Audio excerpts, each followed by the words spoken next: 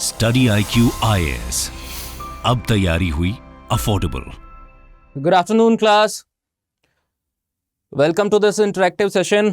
यहाँ पे sorry to keep you waiting firstly for like half an hour at least, and actually due to the, आपको तो पता ही है, दिल्ली से गुड़गांव तक का जो सफ़र है, अच्छा खासा लंबा सफ़र है, हीट वेव्स और द यूजुअल ट्रैफिक, उसकी वजह से यहाँ पे डिले होता रहता है। And I just received a message from mister Divyanshu, उन्होंने अभी बताया हुआ है कि as he is like 1.5 or 2.5 kilometers away from our Gurgaon headquarters. So till the time he comes in, till the time he joins us in the studio, हम एक काम करते हैं कि एक स्टार्टिंग ले लेते हैं और आपको इस सेशन के बारे में थोड़ा सा मैं इन्फॉर्म कर देता हूँ, है ना, ताकि बाद का जो स्पेस वहाँ पे जो हमें टाइम लगाना था उसको हम पहले से आपको इंट्रोड्यूस कर देते हैं कि सेशन में क्या करना है, कैसे करना है, और ताकि उनके आते ही हम इसे रिज्यूम कर सकें। So good afternoon Kunal, Priyanka, रोहिस्टन, Akash, Akanksha.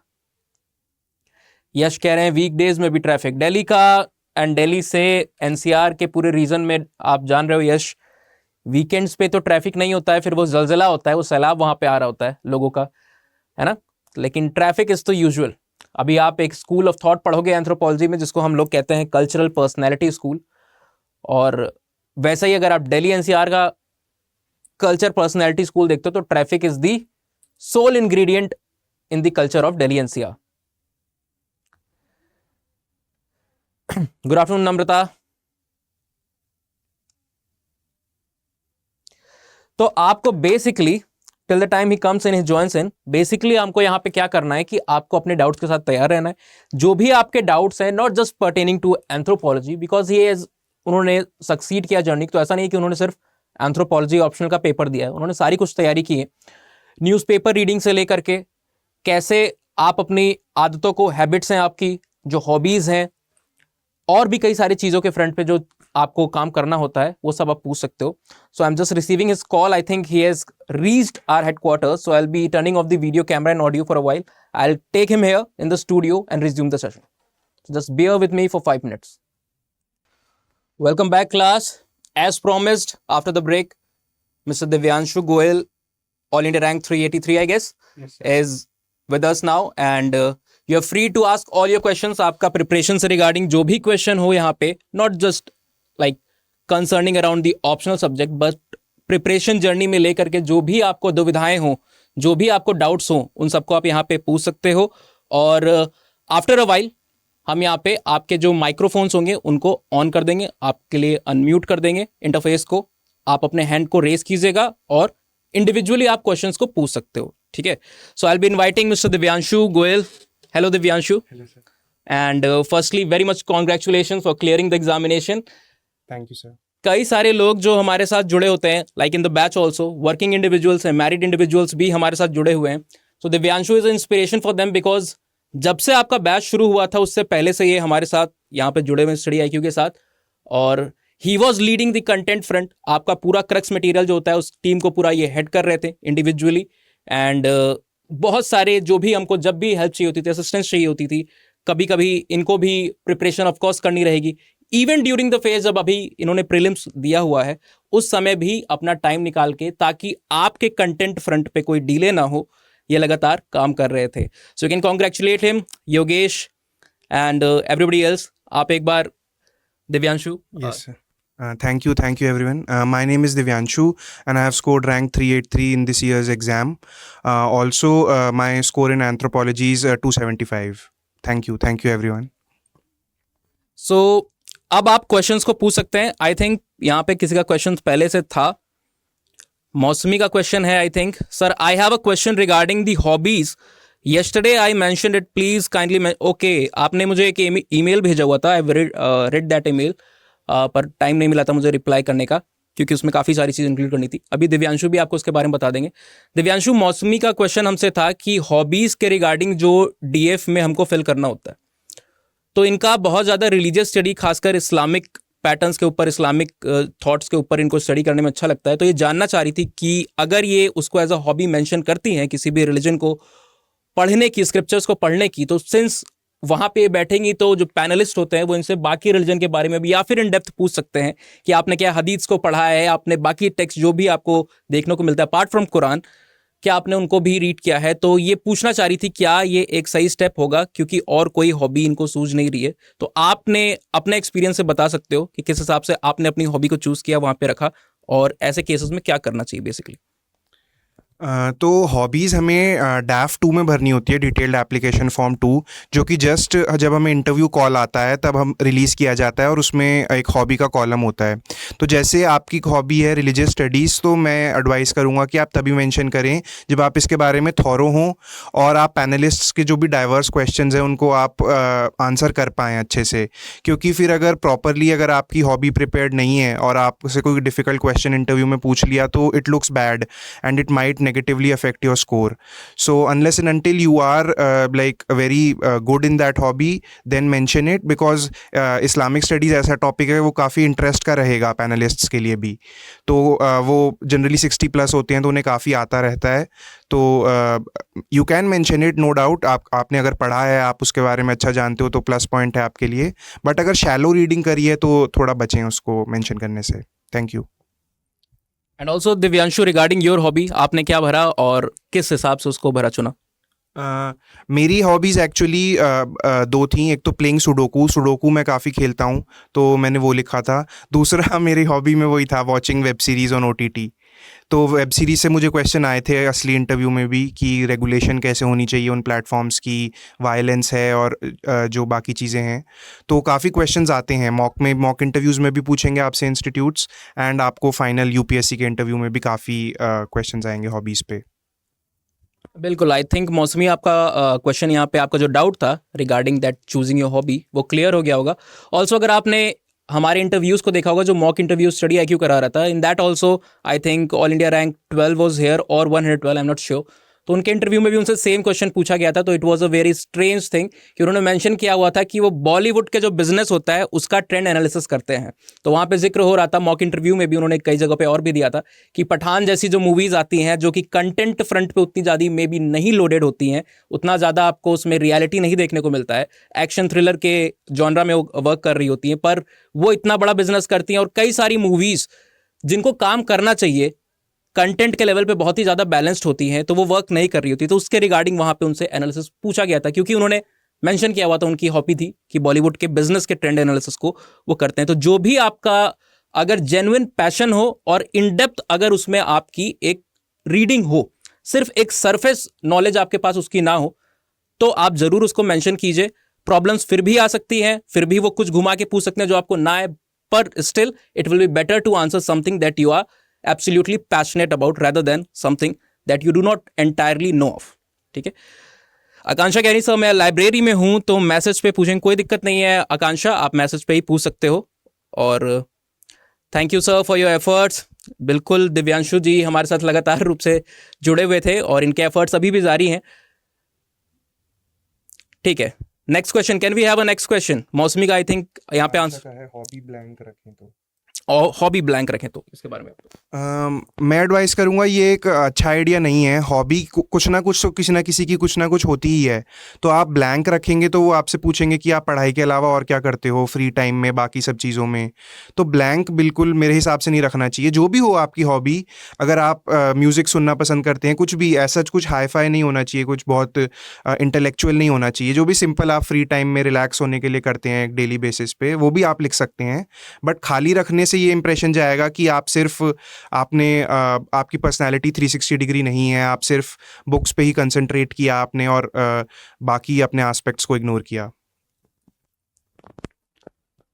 I think आपको ये आंसर आकांक्षा समझ में आ गया होगा कि ब्लैंक रखना is not that great idea for an aspirant.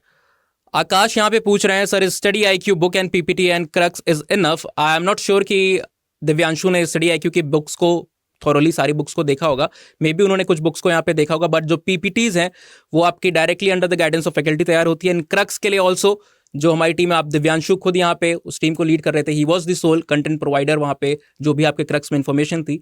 And while preparing that crux आपको देखने को मिलेगा कि एक एक पर्टिकुलर टॉपिक के लिए ही he was in preparation stage, still वो 3 से 4 सोर्सेज को रेफर करते थे। एट टाइम्स हमें बोलना पड़ता था कि आपको भी इतनी ज़्यादा मेहनत करने, क्योंकि मोर और लेस जो चेंजेस होते हैं एक सोर्स से दूसरे सोर्स में वो हार्डली 10 to 15% होंगे।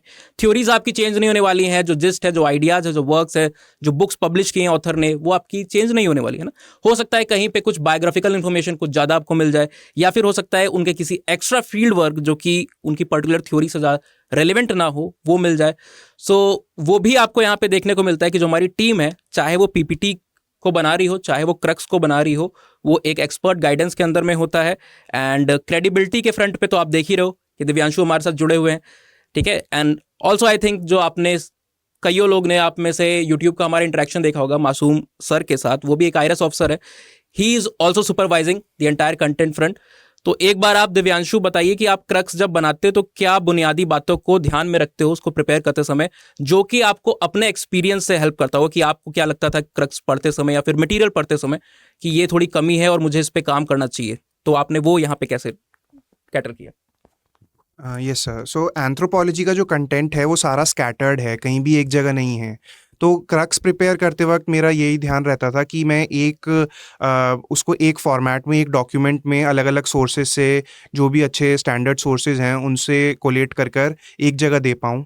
दूसरा, मासूम सर और मेरा यही रहता था कि हम जो हैं वो एक पॉइंट वाइज फॉर्मेट में दें, क्योंकि जैसे स्पेशली अभी थ्योरीज चल रहा है, तो थ्योरीज में काफ़ी कुछ अब डिटेल में पढ़ने को तो वी हैव स्टैंडर्ड बुक्स, उसमें काफ़ी लंबा चला जाता है। बट बच्चों को एक ऐसा मटेरियल दें जो कि वो पेपर से पहले रिवाइज करके उसके शॉर्ट नोट्स बना के डायरेक्टली आंसर शीट में रिप्रोड्यूस कर सकें। तो दूसरा थोड़ा बहुत रहता था कि डायग्राम्स वगैरह और थोड़ा बहुत पिक्टोरियल रिप्रेजेंटेशन हो जाए चीज़ों की, तो वो थोड़ा बेटर लगता है। Yes sir. बिल्कुल दिव्यांशु, दृष्टि का भी आपसे मिलता जुलता इंटरेस्ट है। दृष्टि पूछ रही है यहाँ पे, my hobbies also playing Sudoku, do you face any question regarding the Sudoku? Interview का एक्सपीरियंस एक्चुअली फाइनल इंटरव्यू में तो सुडोकू से कोई क्वेश्चन नहीं आया था, बट हाँ मॉक्स में आते रहते हैं। तो अगर आप लिखो तो आई थिंक ज़्यादा क्वेश्चंस एक्चुअली इस हॉबी से कुछ बनते नहीं हैं, बट अगर आप लिखें तो एक बार इसकी हिस्ट्री क्या है वो ज़रूर पढ़ लीजिएगा, और आप किस लेवल पे खेलते हैं, आप ऑनलाइन खेलते हैं या ऑफलाइन खेलते हैं, and what are the timings, थोड़ा वर्ल्ड रिकॉर्ड क्या है, स्पोर्टिंग इवेंट भी है। तो ये सब आप वो तो इंटरव्यू स्टेज से पहले आप प्रिपेयर कर लेंगे ये सब चीज़ें। Thank you. एंड आप लोग के तो क्वेश्चन चल ही रहे हैं। एक मेरा क्वेश्चन दिव्यांशु से यहाँ पे है, किसी ने भी यहाँ पे एक बेसिकली दीपांशु लिखा था, तो you have to get this clear in your mind. इनका नाम दिव्यांशु है, दिव्यांशु गोयल, तो नाम एटलीस्ट आप क्लियर रखो। जो आपके कंटेंट की पूरी जिम्मेदारी ले रहे हैं उनका नाम तो याद रखना बनता है आपको, है ना। मेरा क्वेश्चन दिव्यांशु आपसे है कि इस बार के प्रीलिम्स के बारे में इतने सारे मेम्स बने, इतनी सारी चीज़ें कही गई, और आई थिंक अभी पिटिशन भी फाइल हुआ है जो आपको देखने को मिला है, सीसेट का जो पेपर है उसके ऊपर, कि 23% रखा जाए 33% की जगह क्वालिफाइंग। तो आपका एक्सपीरियंस, आप क्या सोचते हो इस बार के प्रीलिम्स के बारे में? इस बार का प्रीलिम्स काफ़ी डिफिकल्ट था एक्चुअली। ओनली 1 और ओनली 2 वाले जो ऑप्शंस थे वो काफ़ी सारे क्वेश्चंस आ गए थे। 2022 में भी थे, बट क्वांटिटी कम थी उनकी। इस बार तो सारे ही क्वेश्चंस वैसे थे। सेकेंडली, पेपर ख़त्म होने के बाद अगर हम जब गूगल भी कर रहे हैं तो कंक्रीट आंसर नहीं मिल पा रहा है। आंसर कीज़ में काफ़ी वेरिएशन है। इवन फैकल्टीज़ और इंस्टीट्यूट्स भी बैठ के बना रहे हैं आंसर कीज़, तो उसमें भी एक प्रॉपर डेफिनेटिव आंसर नहीं बन पा रहा है। डिबेट्स हैं काफ़ी। तो अब जब यूपीएससी रिजल्ट निकालेगी और नेक्स्ट ईयर जब आंसर की आएगी तभी चीज़ें सेटल होंगी। पेपर 2 भी इस बार काफ़ी डिफ़िकल्ट था। जैसे मैं जनरली मैथ्स पहले करता हूँ, तो मैथ्स में मुझे 30-35 मिनट्स में लग गया पेपर के स्टार्टिंग में कि मुश्किल है। तो फिर मैंने इंग्लिश पे स्विच किया, सारे फिर इंग्लिश के पैसेजेस किए। तो मैथ्स भी इस बार सीसैट भी काफ़ी डिफ़िकल्ट था। तो दोनों ही पेपर्स का एक मैं कहूँगा कि डिफ़िकल्टी लेवल बढ़ गया है if we compare it to 2022।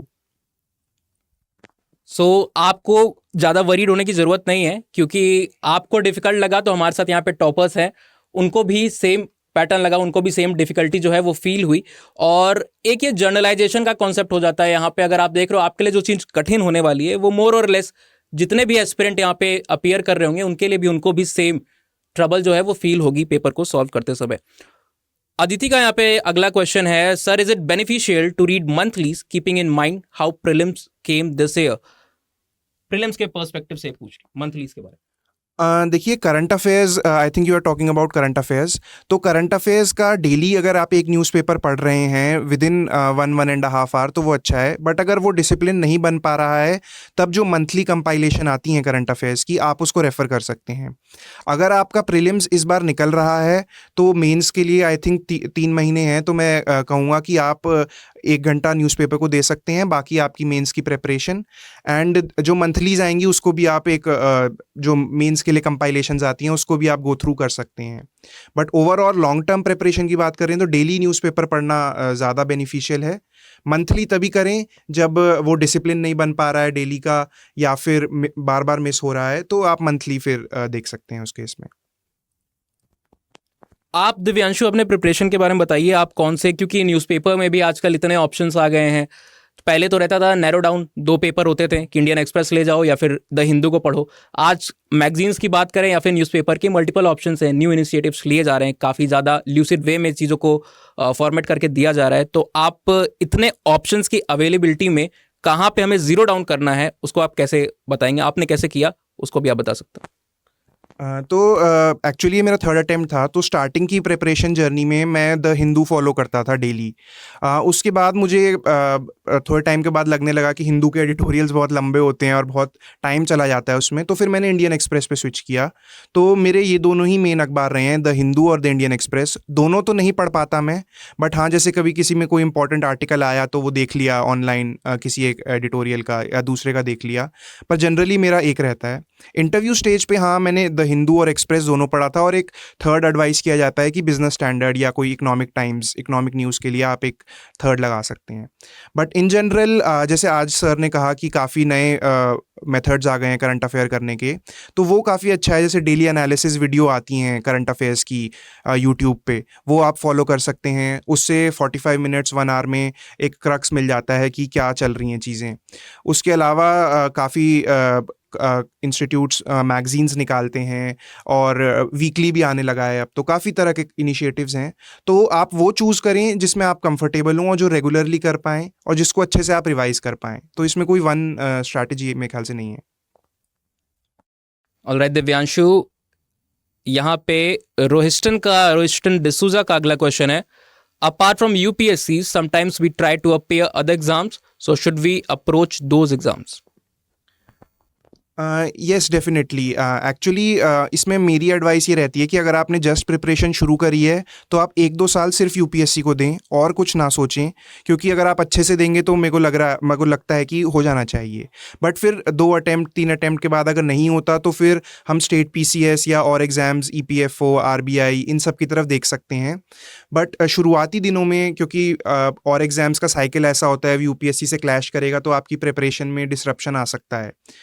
बाकी और एस्पिरेंट्स देते भी हैं बैकअप के लिए, सेफ्टी के लिए। तो अगर आपको ठीक लग रहा है कि स्टेट पीसीएस देना, क्योंकि यूपीएससी की प्रिपरेशन में काफ़ी कुछ कवर हो जाता है और स्टेट्स का, तो आप उसमें दे सकते हैं। And just regarding this, I think कुछ दिन पहले इंस्टाग्राम पे भी मेरे क्वेश्चन आया हुआ था सेम कि I think if I am not wrong, Sushant का क्वेश्चन था।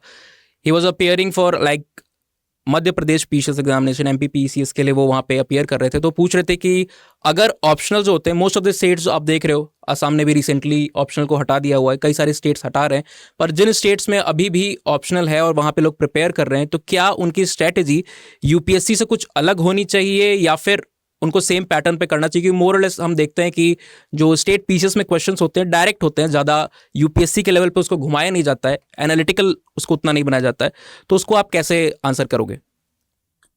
हाँ, अगर आप ऑप्शनल की प्रिपरेशन कर रहे हैं स्टेट पीसीएस, स्टेट एग्ज़ाम्स के लिए, तो आई थिंक यूपीएससी की प्रिपरेशन करना बेटर है, क्योंकि वो एक वाइडर अम्ब्रेला है। उसमें आपकी स्टेट की अपने आप ऑटोमेटिकली हो जाएगी।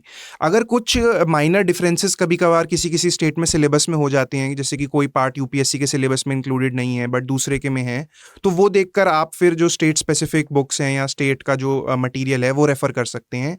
बट इन जनरल अगर आप जीएस में भी देखें, तो अगर आप यूपीएससी का जीएस का पेपर उठाएंगे और फॉर एग्जांपल उत्तर प्रदेश का जो पीसीएस एग्ज़ाम होता है उसका जीएस का उठाएंगे, तो काफ़ी यूपी के एग्ज़ाम में आपको काफ़ी स्ट्रेट फॉरवर्ड क्वेश्चंस लगेंगे, और यूपीएससी काफ़ी ट्विस्ट करके देता है क्वेश्चंस। तो मेरे ख्याल से यूपीएससी की प्रिपरेशन करने से आपका वो सब हो जाना चाहिए cover. I also feel the same, क्योंकि I been in Guwahati for a while. Assam में भी मैंने पढ़ाया हुआ है, वहाँ पे भी बच्चे एपीएससी का भी प्रिपरेशन कर रहे होते हैं जो उनका था। तो सिलेबस में माइनर डिफरेंसेस पहले के लेवल पे, बाद में तो वो भी अब सिंक्रनी में आ गया था।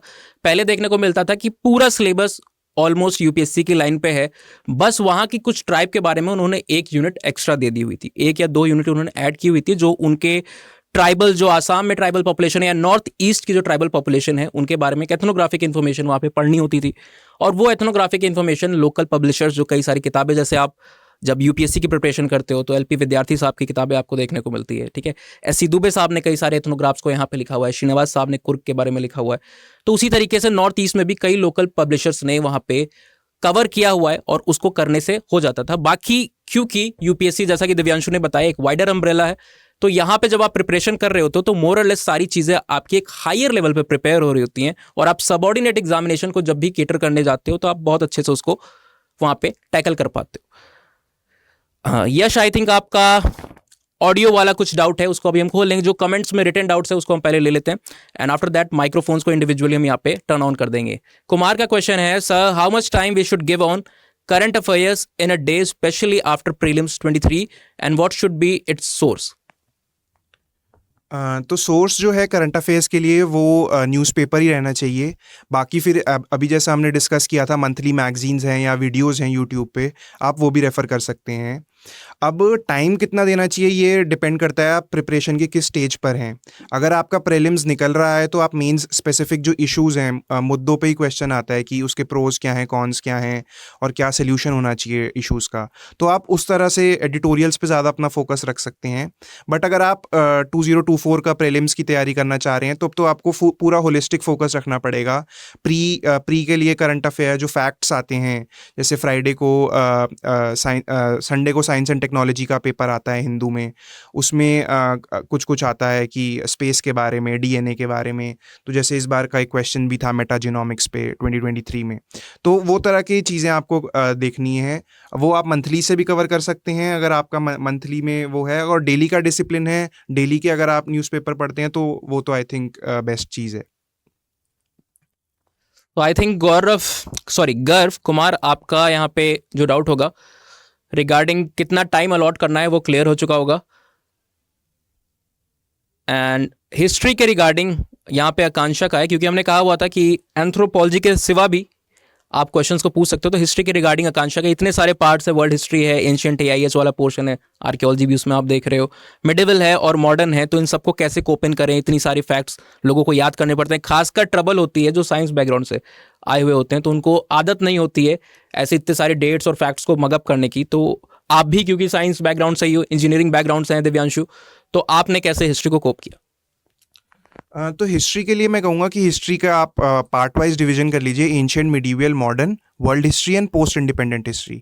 वर्ल्ड हिस्ट्री और post independent history generally GS1 mains का ही पार्ट है, और वहाँ पे भी अगर आप देखेंगे तो इसकी वेटेज बहुत कम है, मतलब क्वेश्चंस बहुत कम आते हैं। 2013 से अगर हम 2023 में देखें तो वर्ल्ड हिस्ट्री और पोस्ट इंडिपेंडेंट हिस्ट्री के क्वेश्चंस बहुत कम आते हैं। बट ये पार्ट करना चाहिए, क्योंकि इससे कभी कभार कोई क्वेश्चन जैसे प्रीलिम्स में भी क्रैक हो गया उसकी नॉलेज से, जो ऑक्सिलरी नॉलेज हमें मिलती है, या फिर मेंस में भी 1 या 2 क्वेश्चन आ सकते हैं हर साल। बाकी सबसे इंपॉर्टेंट हिस्ट्री में आई थिंक मॉडर्न हिस्ट्री है। मॉडर्न हिस्ट्री की प्रीलिम्स में भी अच्छी खासी वेटेज है और मेंस में भी। मॉडर्न हिस्ट्री में आप क्या कर सकते हैं, जो भी आप सोर्स रेफर कर रहे हैं, स्टैंडर्ड बुक्स, उसके आप शॉर्ट नोट्स बनाना ट्राई कीजिए।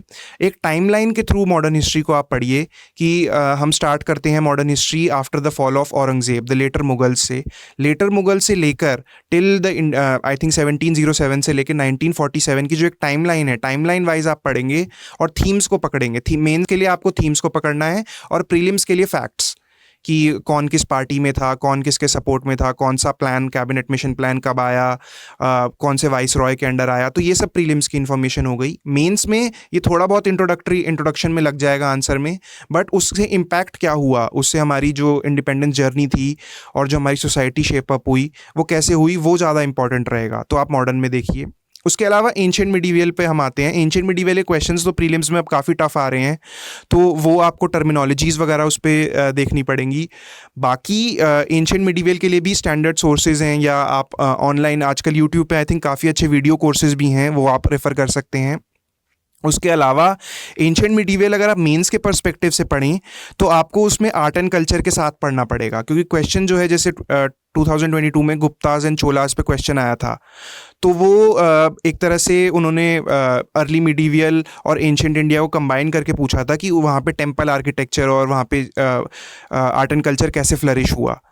तो जनरली हम देखते हैं तो आर्ट एंड कल्चर से ही क्वेश्चन आता है, भक्ति मूवमेंट एक्सेट्रा, तो वो आपके फोकस एरियाज वहाँ पे होने चाहिए। आकांक्षा, आई थिंक हिस्ट्री से रिलेटेड आपका जो क्वेश्चन था, बहुत सारे लोग के डाउट्स होते हैं, खासकर साइंस में जो लोग होते हैं उनके तो अक्सर ये डाउट होते हैं, वो आपका क्लियर हो चुका होगा। आकाश पूछ रहे हैं हाउ टू रीड न्यूज़पेपर, इसके बारे में बहुत सारे क्वेश्चंस हम यूट्यूब वीडियोस भी बनाते हैं, दिव्यांशु तो आते रहते हैं कि क्या अप्रोच होनी चाहिए। ये तो चलिए हमने डिसाइड कर लिया कि न्यूज़पेपर कौन सा पढ़ना है, कितना टाइम देना है वो भी हमने डिसाइड कर लिया, पर तरीका क्या होना चाहिए, हम कैसे फाइंड आउट करें कि कोई भी पर्टिकुलर टॉपिक या कोई भी पर्टिकुलर न्यूज़ जो यहाँ पे है वो हमारे किस टॉपिक, किस सेक्शन के लिए सिलेबस में कहाँ पे वो रेलिवेंट बैठती है, उसको कैसे आप पढ़ने के लिए बारे में देखोगे? देखिए, न्यूज़ अगर आप शुरुआत हैं, अब फ्रेशर हैं इस प्रिपरेशन जर्नी में, तो आपको न्यूज़पेपर करने में काफ़ी टाइम लगेगा, 2.5, कुछ लोग 3 आवर्स भी लगा देते हैं। बट होता क्या है कि सब कुछ न्यूज़पेपर में इम्पॉर्टेंट नहीं है, तो आपको एक तो सिलेबस की अच्छी ग्रैस्प होनी चाहिए। अगर आप सिलेबस जो हैं वो पूरा एक तरह से मैं कहूँगा रटा हुआ ही होना चाहिए, GS1 से GS4 तक का, और आपके ऑप्शनल की भी जो न्यूज़ आती है, जैसे एंथ्रोपोलॉजी में भी कभी कभार कोई ट्राइब न्यूज़ में है, कुछ एक्ट शेड्यूल्ड ट्राइब से रिलेटेड न्यूज़ में है, तो वो भी।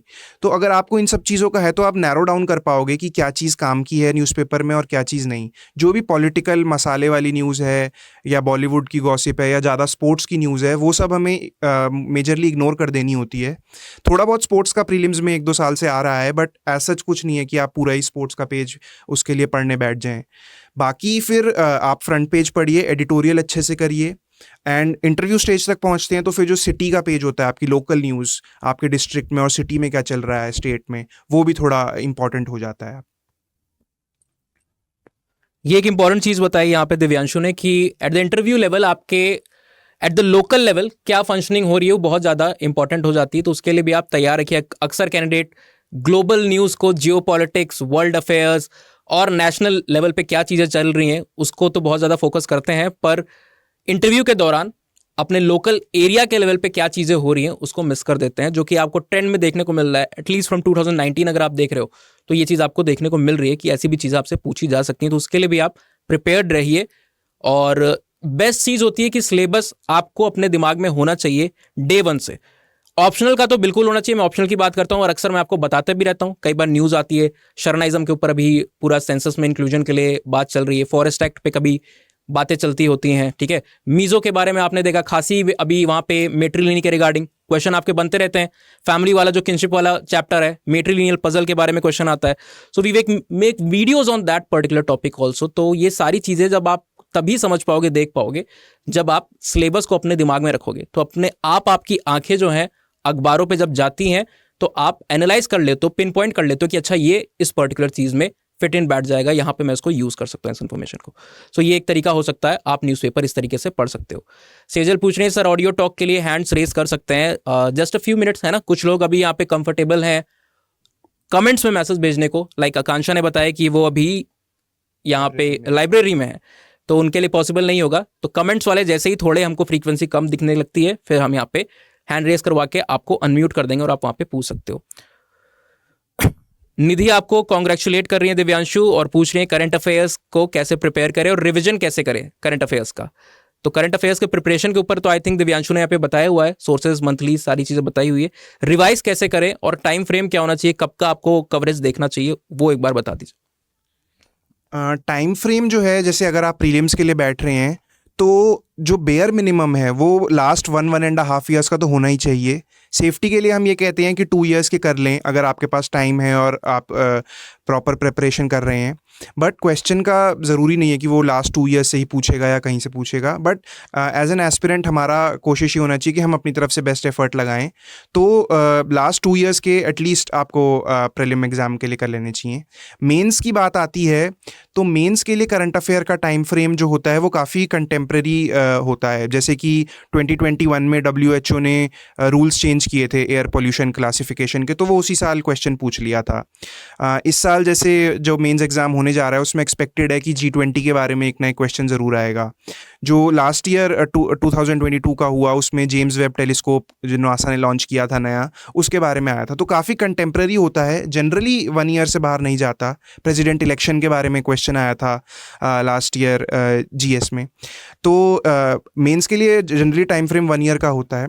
अब रिवीजन की बात आती है करंट अफेयर्स की, तो रिवीजन अगर आपके शॉर्ट नोट्स हैं, अगर आपने मंथली से या डेली न्यूज़पेपर से किसी से भी नोट्स बना रखे हैं, तो एक तो नोट्स को लेंदी ना बनाएं, शॉर्ट बनाएं ताकि रिवीजन आसान हो। उसके बाद जो रिवाइज़ करने की फ्रीक्वेंसी है वो आपकी ऐसी होनी चाहिए कि जैसे आपका एग्ज़ाम है फॉर एग्जांपल 16 सितंबर को GS1 है, तो उससे रिलेटेड जो आपके करंट अफेयर हैं, जो ज्योग्राफी में साइक्लोन्स आए हैं फॉर एग्जांपल, जो थोड़ा बहुत हिस्ट्री में भी कभी कभार करंट अफेयर क्वेश्चन आ जाते हैं। जैसे कि न्यू पार्लियामेंट बिल्डिंग बनी थी तो उसमें एक आई थिंक उसका था जो शेर एम्बलम बना था अशोक स्तंभ का, उस पर थोड़ा बहुत एक बुल एंड लायन करके क्वेश्चन आया था GS1 में।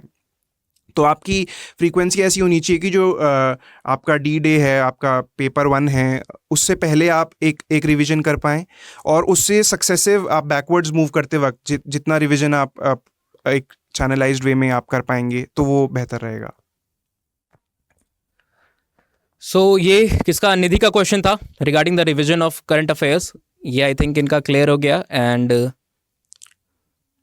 दृष्टि पूछ रहे हैं, is it necessary to make notes of current affairs. तो आई थिंक ये दृष्टि आपको यहाँ पे जो क्वेश्चन था निधि का उसमें ये डाउट भी आपका क्लियर हो चुका होगा।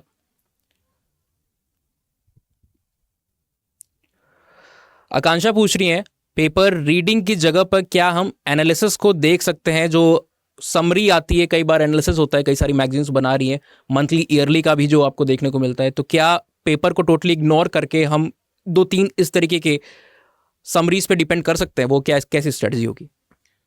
हाँ, आजकल समरीज काफ़ी अच्छी बनने लगी हैं, तो आप डिपेंड कर सकते हैं उस पर। मतलब थोड़े लोग शायद इससे एग्री ना करें, बट मैं कहूँगा कि अगर आप न्यूज़पेपर डेली पढ़ने में कंफर्टेबल नहीं है तो छोड़ सकते हैं उसे। उसमें एज सच कोई इतना बड़ा इशू नहीं है। वो यूट्यूब वीडियो से पढ़ें या कहीं से पढ़ें, टॉपिक कवर होना चाहिए, टॉपिक समझ में आ जाना चाहिए, और आप उसको लिख पाएँ। न्यूज़पेपर पढ़ने का एक एडवांटेज ये होता है कि वो वोकैबलरी, जो लैंग्वेज यूज़ करते हैं एडिटोरियल वाले, वो कुछ कीवर्ड्स अगर आप उठा पाएँ जो शायद एनालिसिस में मिस हो जाएं, वो कीवर्ड्स आप डायरेक्टली अगर आंसर में लिखेंगे, क्योंकि एग्जामिनर भी जनरली आप समझिए 50-55 ईयर्स के प्रोफेसर हैं, तो वो ज़्यादा उनका न्यूज़पेपर की तरफ ओरिएंटेशन होता है, न्यूज़पेपर्स पढ़ते हैं, क्वेश्चन भी वहीं से फ्रेम होते हैं जनरली, तो थोड़ा बहुत वहाँ पे एडवांटेज है।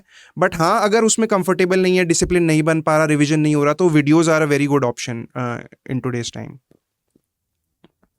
सो आई थिंक दृष्टि का ये डाउट क्लियर हो गया। और दृष्टि के डाउट से रिगार्डिंग जो दिव्यांशु यहाँ पे आंसर कर रहे थे, न्यूज़पेपर के हेल्प से आपकी वोकैबलरी वाला जो फ्रंट है, कई सारे लोग मुझे मैसेज करते हैं, इंस्टाग्राम पे भी आता है कि सर इंग्लिश में थोड़ी सी मुझे दिक्कत हो रही है, इसको मैं वर्ड्स को नहीं समझ पा रहा हूँ। इवन हमारे क्रक्स में भी उनको 1-2 वर्ड्स ऐसे दिखे, तो I try to explain them कि हाँ, उसको आप किस तरीके से समझ सकते हो। तो ये दिक्कतें तो आपको आएंगी। और न्यूज़पेपर जब आप पढ़ रहे हो तो ये आपको कभी भी कहा जाता है कि आपको इंप्रूव करना है लैंग्वेज फ्रंट पे, तो आप रीडिंग की हैबिट को इंक्रीज करते जाओ, फ्रीक्वेंसी को ज़्यादा करो। न्यूज़पेपर से बेटर सोर्स नहीं हो सकता है जो एक ही चीज़ को रीड करके आप दोनों ऑब्जेक्टिव्स को वहाँ पे फुलफिल कर पा रहे हो। एक तो आपकी वोकैबलरी, लैंग्वेज पे जो कमांड है वो आपकी बेटर होती जाती है, और साथ ही साथ आपका करंट अफेयर्स का कवरेज होता जा रहा है। कई लोग आपको सजेस्ट करें कि आप सर्टेन नॉवल पढ़ लीजिए, पर अगर आप पर्सी जैक्सन और हैरी पॉटर को जाके वहाँ पे पढ़ रहे हो तो that is not going to help you in your examination journey. तो newspaper is the best source कि आप उस पर रिलाई कीजिए, दोनों चीज़ आपका एक वहाँ पे फुलफिल हो जाएगा। और रिगार्डिंग जो आपकी मैगजीन्स के बारे में, आई टू एग्री विद दिव्यांशु कि आजकल जो बन रही हैं, समरीज आ रही हैं मंथली, आपको देखने को मिल रहा है एनालिसिस, बिकॉज जो मार्केट है एजुकेशन का पूरा, अगर आप उसको कमर्शियली देखो तो बहुत ज़्यादा कंपटीशन है, and everybody is trying to provide better resources, ज़्यादा बढ़िया ल्यूसिड मैनर में करने की कोशिश कर रहा है। तो आपस में कंपटीशन के कारण एस्पिरेंट्स को ये काफ़ी सुविधा हो जा रही है, उनके लिए चीज़ काफ़ी अच्छी तरीके से आ जा रही है। तो ट्रेडिशनली जो लोग भी बिलीव करते हैं एक ट्रेडिशनल पूरा का पूरा ग्रुप है जो कि आपसे हमेशा यही कहेगा कि न्यूज़पेपर इरिप्लेसेबल है, आप उस पर रिलाई कीजिए। एंड दी सेकेंड जो आपके पास ऑप्शंस है ये सारे एनालिसिस का, तो आप कितना डिसिप्लिन बना पा रहे हो, कहाँ तक उस पर फोकस कर पा रहे हो, उसके ऊपर डिपेंड करता है कि आप कौन सी अप्रोच फॉलो करो। Both approach are like can be followed there. Yash, थोड़ा सा इलेबरेट कर दीजिएगा क्वेश्चन को, what is your doubt regarding answer writing hobbies को लेकर के, थोड़ा सा इलेबरेट कर दीजिएगा, फिर उसको हम यहाँ पे ले लेते हैं, ठीक है। और बेटर कि अभी हम आपको अनम्यूट कर देंगे तो आप मोर वोकली मोर वर्बली आप उस चीज को वहां पे पूछ सकते हो, ठीक है। सेजल का डाउट क्लियर हो गया है। एंड प्राची कह रही है मेंस के क्वेश्चन में सॉल्यूशन अगर देना है किसी प्रॉब्लम का तो हम अपना पर्सपेक्टिव दे सकते हैं क्या? बुकिश लैंग्वेज के ऊपर है कि कितना हमको अपना वहां पे वर्डिंग्स को यूज कर सकते हैं। हाँ, आप बिल्कुल अपना पर्सपेक्टिव लिख सकते हैं, अपने वर्ड्स में लिख सकते हैं, बल्कि वो आप ज़्यादा नेचुरली फ्लो करेगा और आप अच्छे से लिख पाएंगे। बट हाँ, कुछ कुछ की टर्म्स और वो ज़रूर अपने आंसर में डालिएगा, क्योंकि अगर आपने एकदम ही प्लेन लैंग्वेज में लिख दिया या टोटली आपने अपना पर्सपेक्टिव दे दिया, हो सकता है वो एग्जामिनर को पसंद ना आए। फॉर एग्जाम्पल, अगर आप GS2 का पेपर अटेम्प्ट कर रहे हैं तो कुछ कमिटीज़ हैं, कुछ कमीशंस हैं, उन्होंने कुछ रिकमेंडेशन दी हुई हैं।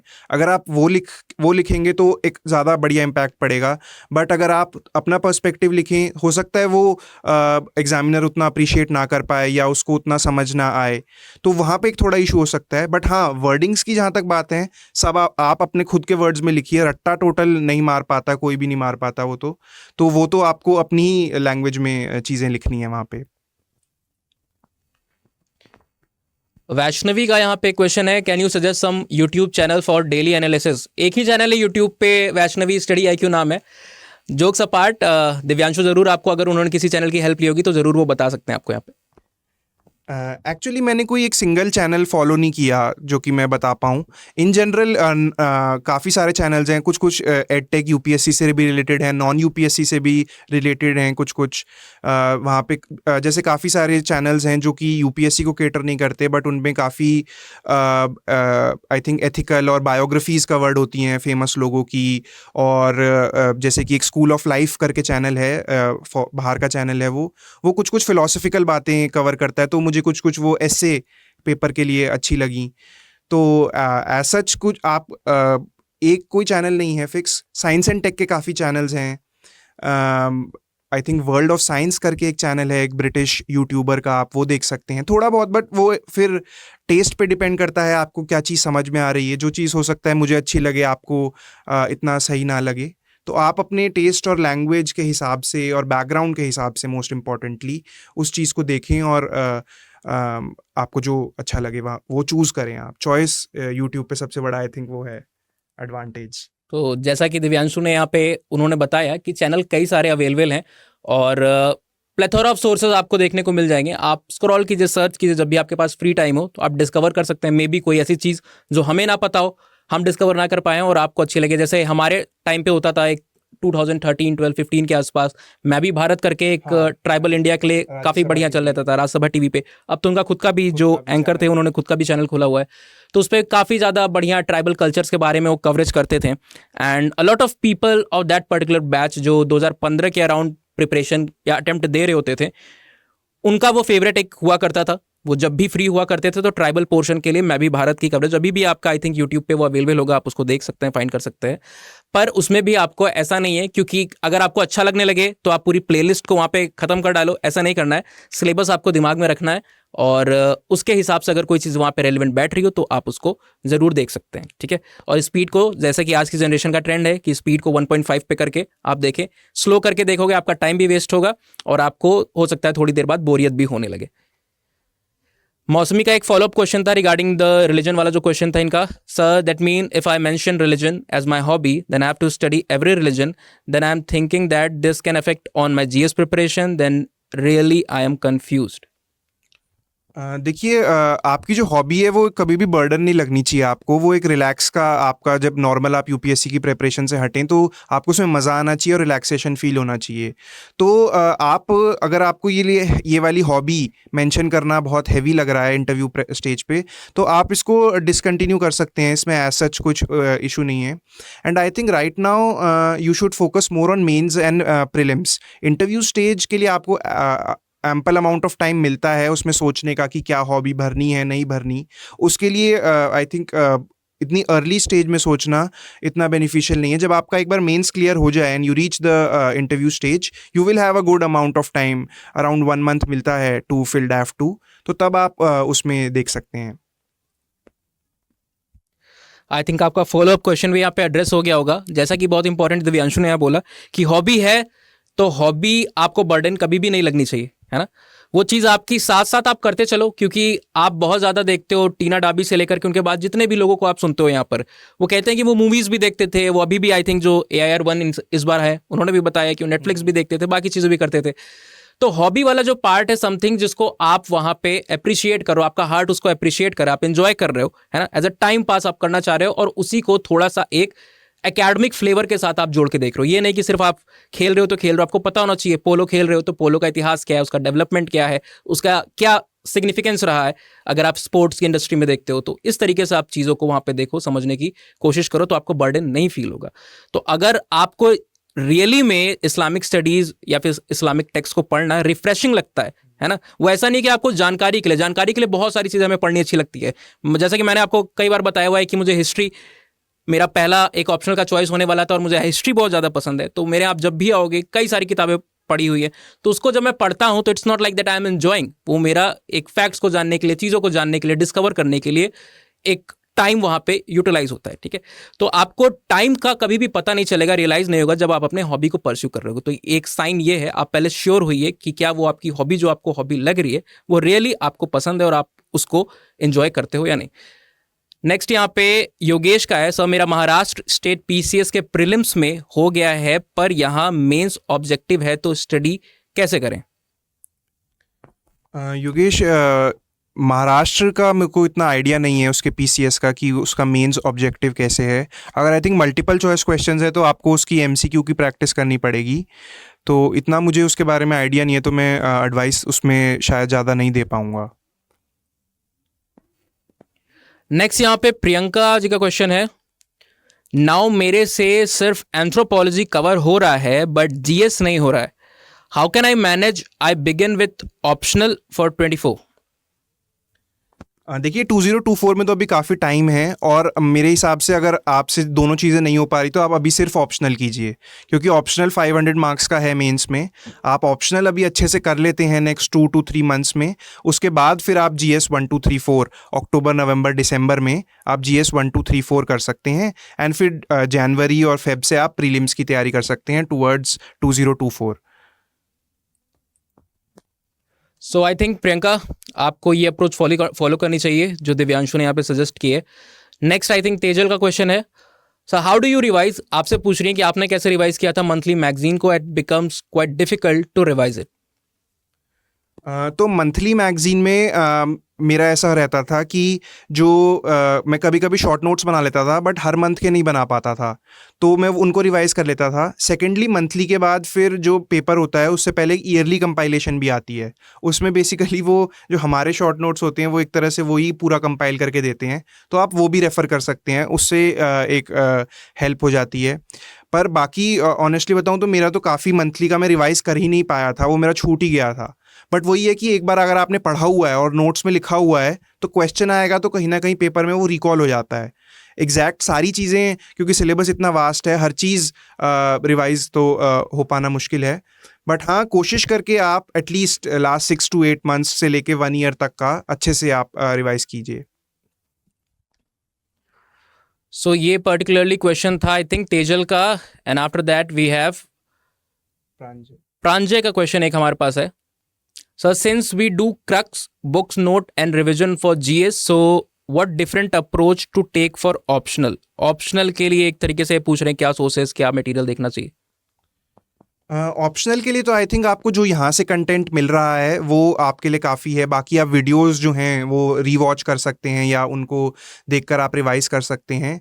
बाकी 1-2 एंथ्रोपोलॉजी में सर बेहतर बता पाएंगे, स्टैंडर्ड जो बुक्स हैं उनको आप रेफ़र कर सकते हैं. एंड सबसे मैं तो यही कहूँगा कि पेपर 1 और पेपर 2 ऑप्शनल के लिए आप शॉर्ट नोट्स बना लीजिए, जो पेपर से पहले आप एक तरह से रिवाइज करें, और उनमें जो कीवर्ड्स हों, क्योंकि काफ़ी बड़ा हो जाता है ऑप्शनल हमारा, बीच में जो ब्रेक होगा 2 घंटे का, उसमें भी अगर आप खाना खाते वक्त कुछ देखना चाहें पेपर 2 के लिए, फॉर एग्जांपल पेपर 1 और पेपर 2 के लिए, तो थोड़ा बहुत देख सकें। तो इस तरह से आप अपने नोट्स को अरेंज करें। A4 मैं लूज़ A4 शीट्स पे बनाता था और फिर उनको मैं मतलब क्लिपर से अटैच कर लेता था, तो वही वैसा आप कर सकते हैं, या जैसे भी आपको कंफर्टेबल हो। तो उसमें बाकी सर बता पाएंगे बुक्स वगैरह का बेहतर। Basically we will do one thing कि अभी हम थोड़े देर बाद एक जो दिव्यांशु ने मेथड को, जिन बुक्स को, स्टैंडर्ड बुक्स जो मार्केट में अवेलेबल हैं, उसके ऊपर एक यहाँ पे सेक्शन वाइज हम डील कर लेंगे बोर्ड पे लिख करके कि ट्राइबल के लिए इन्होंने कौन से सोर्स को रेफर किया, और मैं भी वहाँ पे एडिशनली आपको बता दूंगा कि कौन से एडिशनल सोर्सेज हैं। पर जैसा कि मैंने कहा हुआ है कि बुक्स का जो एक लगाव होता है स्प्रिंट का, है ना, टेबल पे बुक्स स्टॉक इन होने लगती है, पाइल अप होने लगती है और टाइम नहीं मिलता। बेस्ट आपके लिए यही अप्रोच होने वाली है कि जो आपको यहाँ से मटेरियल मिल रहा है, आप लेक्चर्स को अच्छे से फॉलो करिए। आपके पास सबसे बेस्ट फीचर मुझे लगता है कि यहाँ पे आपको मटेरियल तो बहुत जगह पे मिलता है, लेक्चर हर जगह कोई ना कोई फैकल्टी पढ़ाने के लिए है, पर हैंड रिटन नोट्स जिस तरीके से बनाए जाते हैं, आपको वो समराइज वे में और बहुत ही ल्यूक्रेटिव वे में आपको वहाँ पे समझ में आने के लिए अलग अलग कलर्स का वहाँ यूज़ होता है, रिविजन के लिए भी काफ़ी आपके लिए अच्छा हो जाता है। तो इन तीनों चीज़ों को आप यूज़ कीजिए।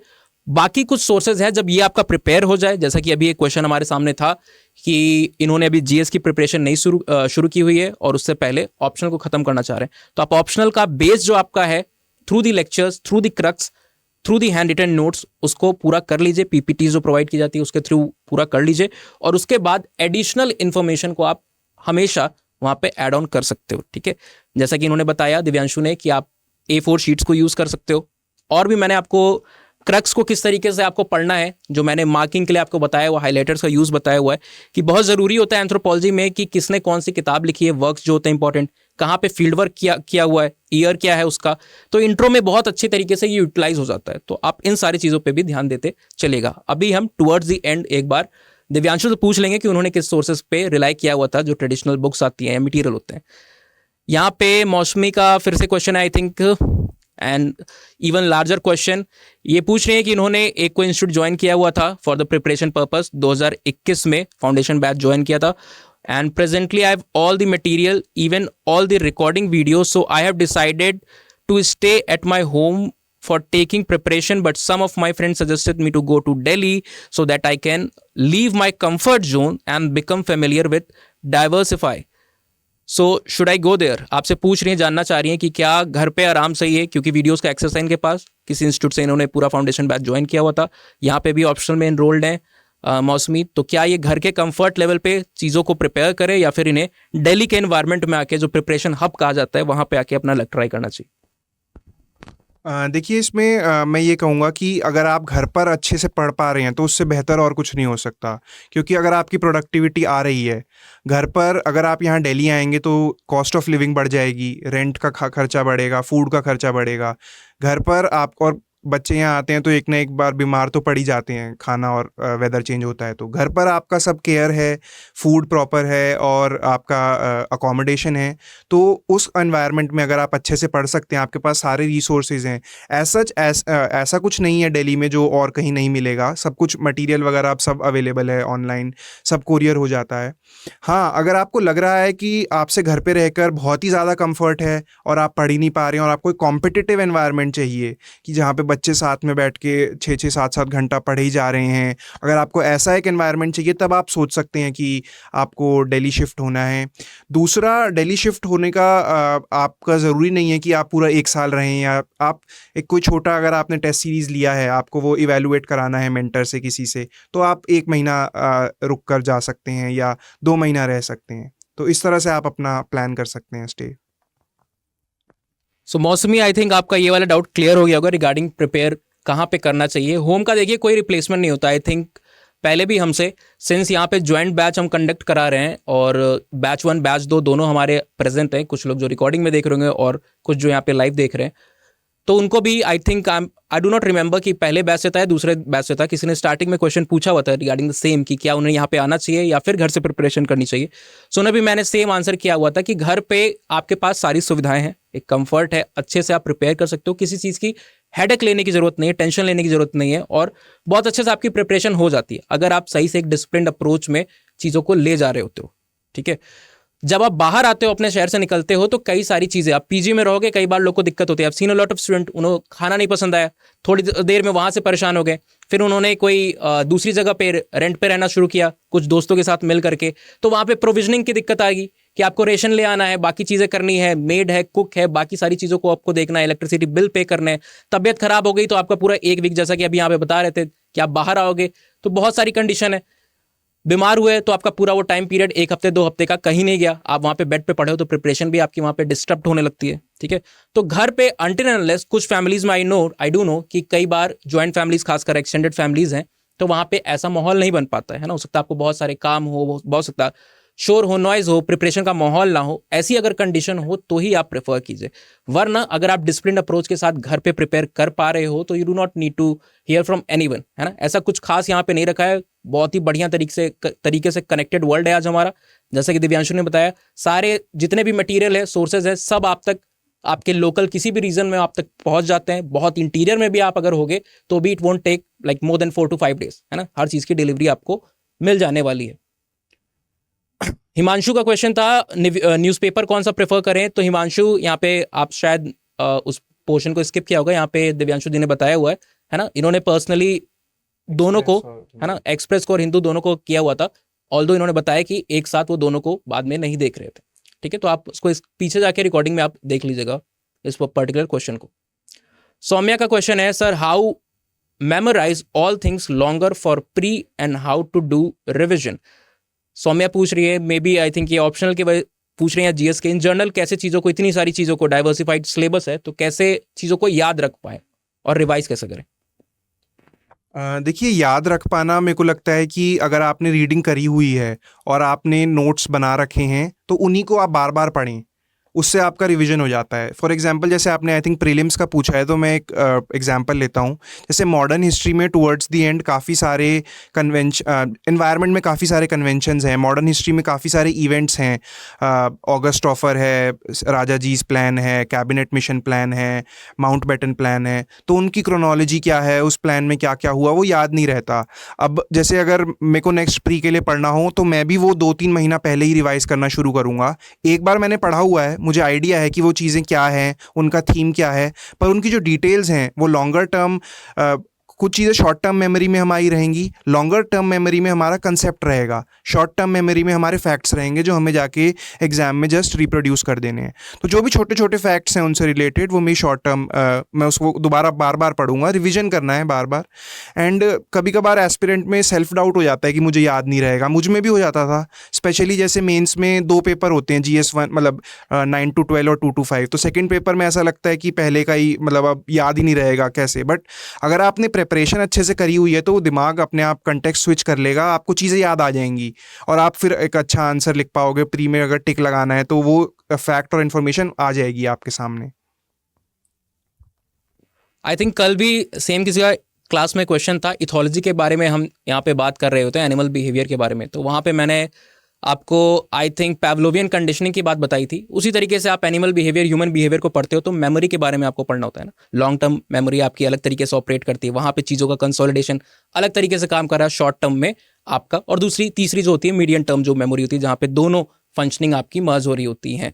तो जैसा कि दिव्यांशु ने यहाँ बताया कि लॉन्ग टर्म मेमोरी के लिए आपका कंसेप्ट क्लियर होना बहुत ज़रूरी है. आप थोड़ा सा टाइम एक्स्ट्रा दे लो, थोड़ा सा एफर्ट एक्स्ट्रा दे लो, कंसेप्ट अगर आपके क्लियर हैं तो जो फैक्ट्स हैं, ईयर्स हैं, बाकी चीज़ें, कन्वेंशंस के बारे में आपको जानकारी है, बुक्स कब पब्लिश हुई, किसने की, कौन से ईयर में पब्लिश हुई, तो ये सब शॉर्ट टर्म मेमोरी में आप बाद में रिवाइज करोगे, 1 से 2 महीने का टाइम दोगे तो चीज़ें वापस से आ जाएगी. लेकिन बैकग्राउंड आपको पता होना चाहिए, डेवलपमेंट चीज़ों का पता होना चाहिए, क्रोनोलॉजी क्लियर होनी चाहिए, सिग्निफिकेंस क्या था वो पता होना चाहिए. इन शॉर्ट कंसेप्ट आप एक बार में सही से लेकर के चलो और बाकी चीज़ें जो है, डाटा जो है वो फॉलो अप कर लेगा. ठीक है. रोहिस्टन का क्वेश्चन है regarding notes making, how should we do it. Note making के लिए हमने कई बार सेशन में बताया भी हुआ है कि अलग अलग तरीके होते हैं। दिव्यांशु आपसे अपनी पर्सनल स्ट्रेटजी यहाँ पे शेयर कर देंगे कि वो किस तरीके से जीएस के नोट्स और ऑप्शनल के नोट्स बनाते थे, क्या कोई डिफरेंस रहता था पैटर्न में या फिर सिमिलर तरीके से बनाते थे। तो पहले मैं जीएस के नोट्स के बारे में बताता हूँ। तो जैसे आपका कोई भी एक जीएस में सोर्सेज का इतना वो नहीं होता है, एक सिंगल सोर्स से हमें सारी चीज़ें मोस्टली मिल जाती हैं और मल्टीपल सोर्सेज ज़्यादा रेफ़र करने भी नहीं चाहिए जीएस के लिए। तो मान लीजिए आप कोई किताब पढ़ रहे हैं, फॉर एग्जांपल आप लक्ष्मीकांत पढ़ रहे हैं, स्पेक्ट्रम पढ़ रहे हैं, तो उनके नोट बनाना, नोट मेकिंग मेरे ख्याल से एक आइटरेटिव प्रोसेस है। आपने एक बार रीडिंग करी तो जो आप पहली बार नोट्स बनाएंगे वो काफ़ी लंबे बन जाते हैं, बड़े नोट्स बन जाते हैं, ऑलमोस्ट आपको ऐसा लगता है कि पूरी बुक ही दोबारा आपने अपने नोट्स में लिख दी। तो वो नहीं होना चाहिए। डायरेक्टली शॉर्ट नोट्स बनाना मुश्किल होता है। तो मैं ये कहूँगा, जैसे फॉर एग्जांपल एक 500 पेज की बुक है, आपने उस 200 पेज के नोट्स बना लिए, तो वो ना आप उसको टाइम पे रिवाइज कर पाएंगे, ना वो एक तरह से आपके लिए यूज़लेस है। पर अगर आपने वो 200 पेज के बना लिए हैं तो उससे आप कोशिश करें कि कैसे वो एक 40 to 50 पेज में रिड्यूस हो पाए। तो मोस्टली नोट मेकिंग में कहते हैं कि 10% रूल, अगर आपका 100 पेज का डॉक्यूमेंट है तो उसको आप 10 पेजेस में रिड्यूस कर लीजिए। 500 पेज का है तो उसको कोशिश करके 40 से 50 पेज में आप उसको रिड्यूस कर लीजिए, अगर वो बहुत ही इंपॉर्टेंट सोर्स है तो। हर सोर्स को नहीं करना है, सोर्स की इंपॉर्टेंस के हिसाब से भी। फिर इतने में अगर आप उसको रिड्यूस कर पाएंगे और धीरे धीरे सक्सेसिवली और छोटा होता जाए, फिर आधी चीज़ें ब्रेन अपने आप एक हेडिंग देख के ही आपके नेचुरल फ्लो आ जाता है कि ये चीज़ें हैं आगे, तो वो आप लग सकते हैं। तो इस तरह से अगर आप एक आइटरेटिव प्रोसेस में नोट्स बनाएं तो वो सही रहेगा। एंड नेक्स्ट वी हैव, यहाँ पे सौम्या का क्वेश्चन हमने ले लिया था। रोहिस्टन का क्वेश्चन है रिगार्डिंग नोट्स में, ये भी हो चुका था। और हिमांशु सर, एंथ्रो के रिवीजन को कैसे करें और कितने टाइम बाद करें? यानी कि ये जो कोर्सेज चल रहे हैं, ये इनका यहाँ पे लेक्चर्स डिलीवर हो रहे हैं, क्या उसी समय साथ साथ में करना है इन्हें या फिर कुछ पर्टिकुलर टाइम बाद स्टार्ट करें रिवीजन को? देखिए, एंथ्रो के आप वही है, एक तो एंथ्रो की नोट मेकिंग करें, उसके बाद एंथ्रो का जो जैसे साथ साथ चल रहा है, आपके टेस्ट्स होंगे, आप उनको रिवाइज करते जाएं। फिर जब आप जीएस पे स्विच करेंगे, जैसे अभी किसी का क्वेश्चन था कि वो ऑप्शनल पहले कर रहे हैं फिर जीएस करेंगे, तब जीएस पे स्विच करेंगे तो आप अगर दिन में मान लीजिए 8 घंटे पढ़ रहे हैं तो आप 6 घंटे जीएस को दीजिए, 1-2 घंटा एंथ्रो के आप रिविजन को दे सकते हैं। तो आपको फिर कम टाइम देना है एंथ्रो के रिविजन को। उसके बाद जब आप टोटली प्री पे आ जाएंगे, प्रीलिम्स मोड में आ जाएंगे, तब तो आपको एंथ्रो और जीएस देखना नहीं है, आपको प्रीलिम्स की तैयारी करनी है। उसके बाद प्रीलिम्स जब क्लियर हो जाएगा, फिर ऑप्शनल की वेटेज शुरू के महीने में बहुत बढ़ जाती है, क्योंकि 500 मार्क्स का आपका ऑप्शनल रहता है, तो तब आप ऑप्शनल का और अच्छे से एक बार रिवीजन कर सकते हैं। तो ये मैक्रो प्लान रहता है। माइक्रो प्लान में अगर आप कि कितने दिन बाद रिवीजन करना चाहिए, तो जैसे मैंने फॉर एग्जांपल आज स्ट्रक्चरलिज्म पढ़ा, तो मैं एक बार रात को मैं नोट्स उसके देख के सो जाऊंगा कि स्ट्रक्चरलिज्म में ये है। फिर जब यूनिट 6 खत्म होगा तब मैं एक बार और देख लूंगा कि स्ट्रक्चरलिज्म में ये है। अब उसमें जो मुझे टाइम लगेगा वो मुझे पहली बार से कम लगेगा।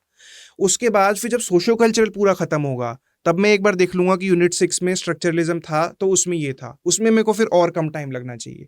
तो ऐसे आपका टाइम कम होता जाएगा हर रिवीजन में, और रिवीजन की फ्रीक्वेंसी बढ़ती जाएगी, और मेरे हिसाब से कंसेप्चुअल आपकी वो जो क्लैरिटी है, डाउट्स हैं, वो भी और क्लियर होने चाहिए। सो आई थिंक आपका यहाँ पे ये किसका क्वेश्चन था? रोहिस्टन का हो चुका था। आई थिंक हिमांशु का क्वेश्चन था। योगेश का क्वेश्चन यहाँ पे रिपीट कर रहा है। आई थिंक ये वापस से सेम क्वेश्चन इसको एड्रेस किया जा चुका है। एंड सौम्या का एक क्वेश्चन है, क्योंकि दोनों पेपर में आपको देखने को मिल रहे हैं, मैरिज की भी बात करते हैं तो हम अलग अलग स्कॉलर्स के बारे में पढ़ रहे हैं, कैथलीन गो, मर्डॉक के बारे में पढ़ रहे हैं, फैमिली में भी अलग अलग स्कॉलर्स हैं, डेफिनेशंस भी आती हैं। डेफिनेशंस में खास कर इन्हें दिक्कत हो जाती थी कि हमको कैसे डेफिनेशन याद करनी है कैथलीन गो की, या फिर जो नोट्स एंड क्वेरीज में मैरिज की डेफिनेशन है, किसी और चीज़ की डेफिनेशन, उसको एज इट इज, क्योंकि क्वेश्चन बनते हैं कि यूनिवर्सैलिटी ऑफ फैमिली और मैरिज में क्या दिक्कत है। तो यहाँ पे तो डेफिनेशन आपको याद होनी चाहिए, तभी आप बताओगे कि यूनिवर्सल डेफिनेशन में क्या दिक्कत थी। बाकी जगहों पे हम फिर भी कहते हैं कि आपको एज इट इज़ याद करने की जरूरत नहीं है, आप पैराफ्रेज्ड वर्जन जो है उसको यूज़ कर सकते हो। तो पेपर 1 के इंस्टीट्यूशंस वाले पार्ट में भी अलग अलग स्कॉलर्स आ रहे हैं। यूनिट 6 में तो सबके वर्क हैं लगातार तौर पे। पेपर 2 में भी आपका इंडियन ट्राइबल वाला पोर्शन आएगा, तो वहाँ पे भी आपको चाहे श्रीनिवास जी की बात हो, दुबे जी की बात हो, एलपी विद्यार्थी की बात हो, सबके बारे में पढ़ना है। तो ये आपसे ये पूछना चाह रही हैं सौम्या कि किस तरीके से आपने स्कॉलर्स के नाम को, जो हिस्टोरिकल डेट है, बुक्स को किस तरीके से प्रिपेयर किया, क्या अप्रोच रही? क्योंकि आप भी साइंस बैकग्राउंड से आते हो, आपके लिए भी ये मेमोराइजेशन यूजुअल नहीं रहा होगा। सो मेमोराइजेशन जो है स्कॉलर्स का या डेफिनेशंस का, तो मैं तो जैसे ये करता था कि डेफिनेशन जो है उसको आप ब्रेक कर लीजिए दो तीन पार्ट्स में, और फिर कुछ उसका निमोनिक बनाकर या किसी चीज़ का बनाकर उसे रिवाइज कीजिए. For example E.B. टायलर का प्रिमिटिव कल्चर में 1871 में उसकी कल्चर की डेफिनेशन है कि culture is a complex whole. तो उसमें मैंने ऐसे याद किया हुआ है कि वो उसमें 6 चीज़ों की बात करता है. मैंने तो ऐसे उसका निमोनिक बना रखा था कि KBAMLC, knowledge, belief, art, moral, law and I think customs. तो 6 चीज़ें हैं. फिर उस कॉम्प्लेक्स होल की बात करता है. और ऐसे अगर मैं अब वो एक बार डेफिनेशन दोबारा पढ़ जाऊंगा पेपर से पहले, तो मेरे को वो याद रहेगी और मैं वो लगभग जैसी टाइलर ने कही है अपनी बुक में, मैं वैसे लगभग लिख पाऊंगा. तो ये 2-3 पार्ट मैंने ब्रेक कर लिया. ऐसे ही कैथलीन गॉ की जो डेफिनेशन है मैरिज की, उसको भी union between a woman and some और अदर पर्सन्स, इस तरह से आई थिंक वो शुरू होती है और एंड होती है कि they are accorded the same social status as other members of the society. तो इस तरह से आप ब्रेक करके डेफिनेशन को बार बार पढ़ेंगे, बार बार उसको दोहराएंगे, रिविजन करेंगे, तो वो याद हो जाएगी.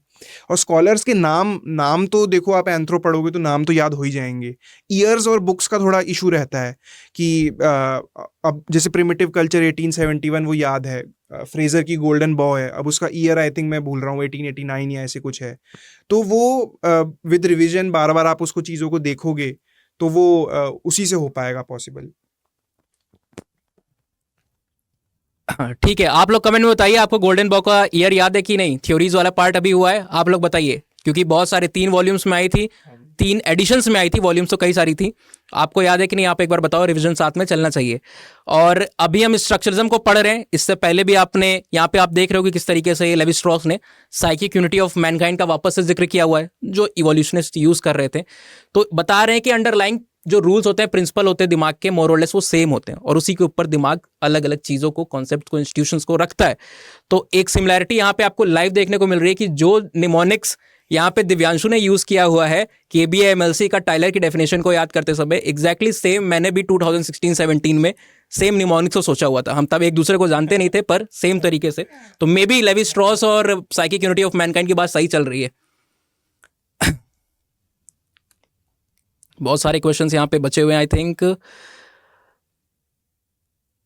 मौसमी, आप अपना क्वेश्चन, क्योंकि आपके कई सारे क्वेश्चन है रिगार्डिंग टू सेम हॉबी वाला पोर्शन है, और भी क्वेश्चन है, तो आप उसको ऑडियो में एक बार पूछ लीजिएगा. ठीक है, आपको यहाँ पे 2 से 3 मिनट का समय दे दिया जाएगा ऑन करके, और आप इंडिपेंडेंटली पूछ लीजिएगा वहां पे.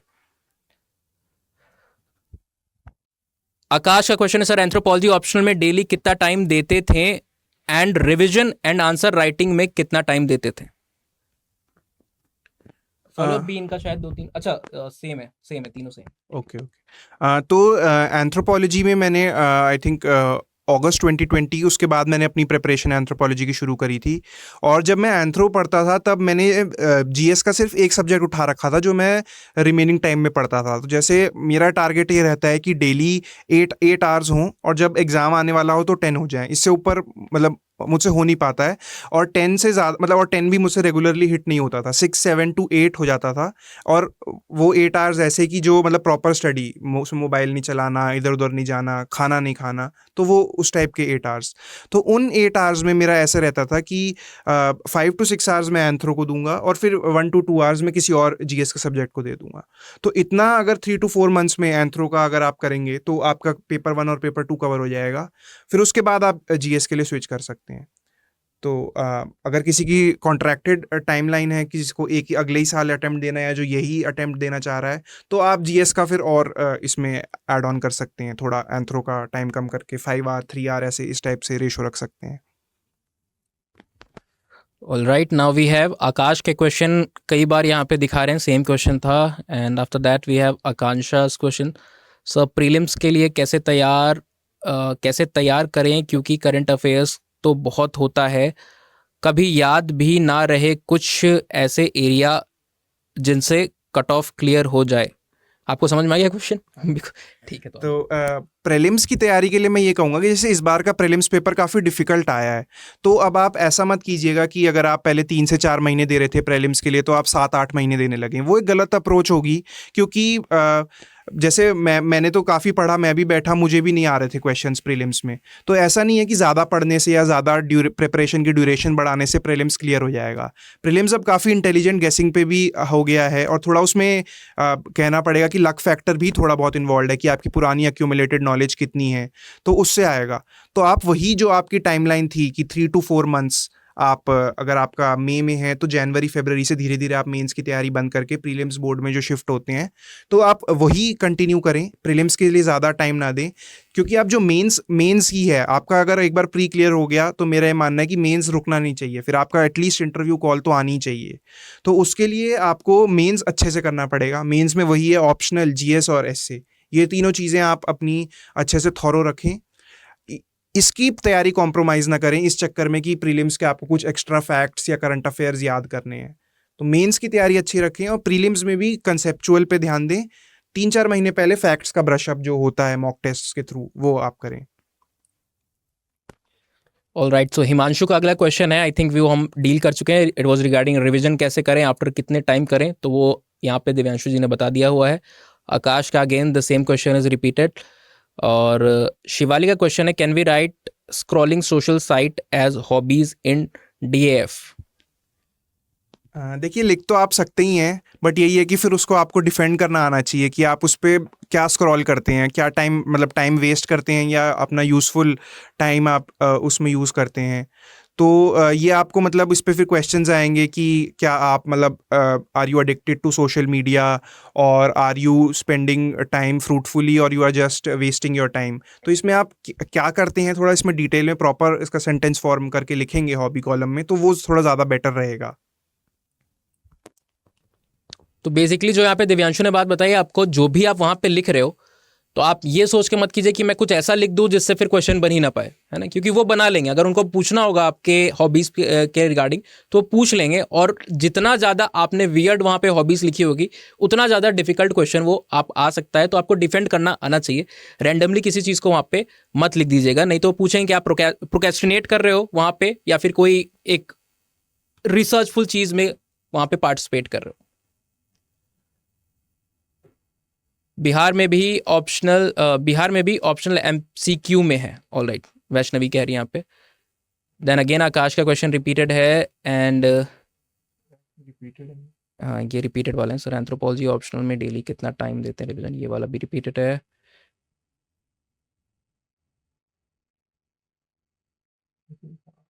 ठीक है, ये लास्ट वाला पोर्शन आ गया। यहाँ पे इन लोग ने लाइन से फ्रेजर के बारे में, फ्रेजर का वहाँ पे आंसर दिया हुआ है, और दृष्टि का यहाँ पे सही है। 1915 में लास्ट उनका जो 3rd एडिशन था वो आया था।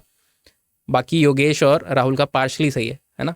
राहुल को आपको 0 के जगह पे 1 लगाना है, तो आपका भी सही हो जाएगा। अब हमको भी मौका दे दीजिए, ठीक है यश, आपको भी अब देते हैं यहाँ पे मौका। And I think we will be having a 5 to 10 minutes break यहाँ पे, और उसके बाद ऑडियो सेशन को हम यहाँ पे स्टार्ट कर देंगे, ठीक है। तो आप जितने भी लोग को ऑडियो में डाउट पूछने, पहले से वो किस वे में कैसे उसको आप आसानी से पूछ सको, जल्दी से उस बेसिस पे कीजिएगा। आकाश का मैं क्या आंसर कर देता हूँ। कौन सा है? Daily newspaper notes. ठीक है, आप आकाश का यहाँ पे।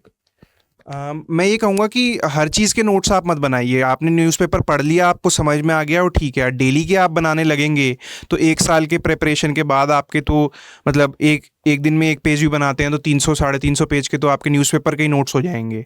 तो हर चीज़ का नोट्स आप मत बनाइए, बस पढ़ लीजिए, थोड़ा बहुत अवेयरनेस रखिए कि क्या चल रहा है, और जिस स्टेज पे हैं फिर एग्ज़ाम की, फिर उससे रिलेटेड और जो फिर मटीरियल आता है, चाहे कोचिंग का हो या आपका खुद का हो, मंथली हो, वो आप रेफ़र कर सकते हैं।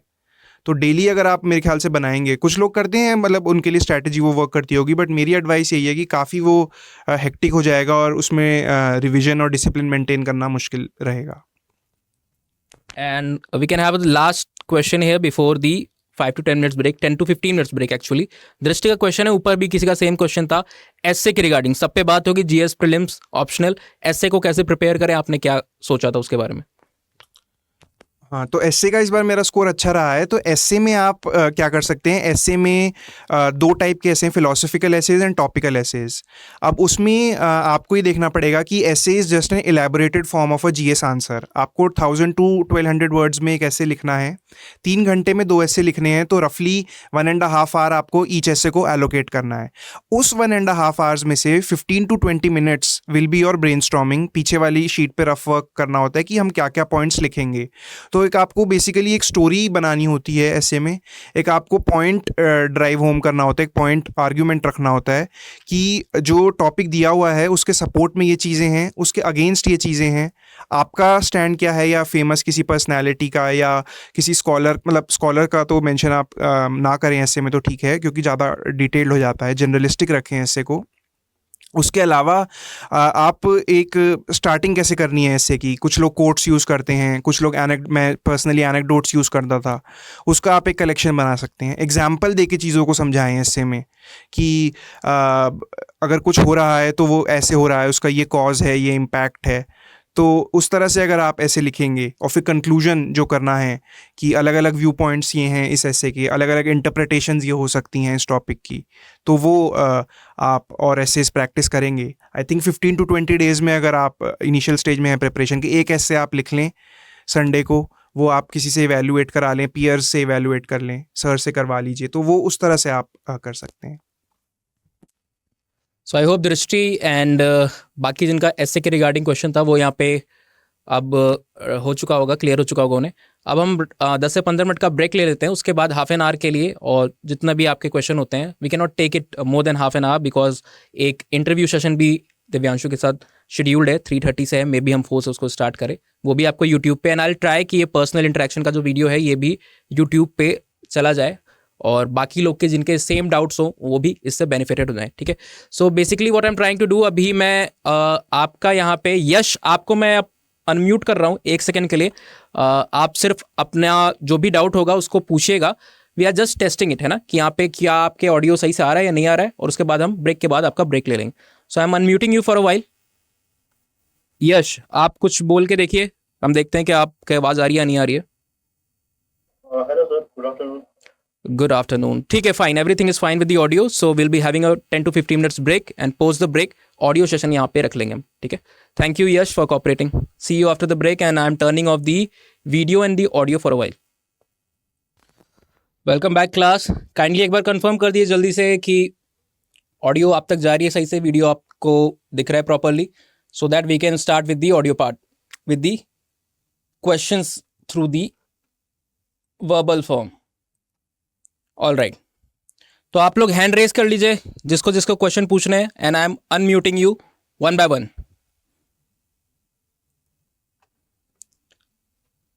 ठीक है, यश का क्वेश्चन है सबसे पहले। यश, आपको अनम्यूट कर रहे हैं।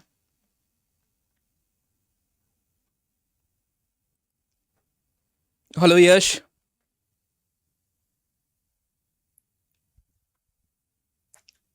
यश, आप अनम्यूट हो चुके हैं, काइंडली एक बार आप ट्राई कीजिए कुछ बोल के। Wait a second. हाँ यश, आप बोलिए, आप जरा। गुड आफ्टरनून, कैसे हो आप यश? मैं बढ़िया हूँ सर। ठीक। पहले तो कॉन्ग्रेचुलेशन आपको सर, आप सेलेक्ट हुए सर यूपीएससी में। Thank you, thank you. Sir मेरे 2 डाउट थे actually। पहला तो आंसर राइटिंग में था, एक जीएस के लिए और एक ऑप्शनल के लिए।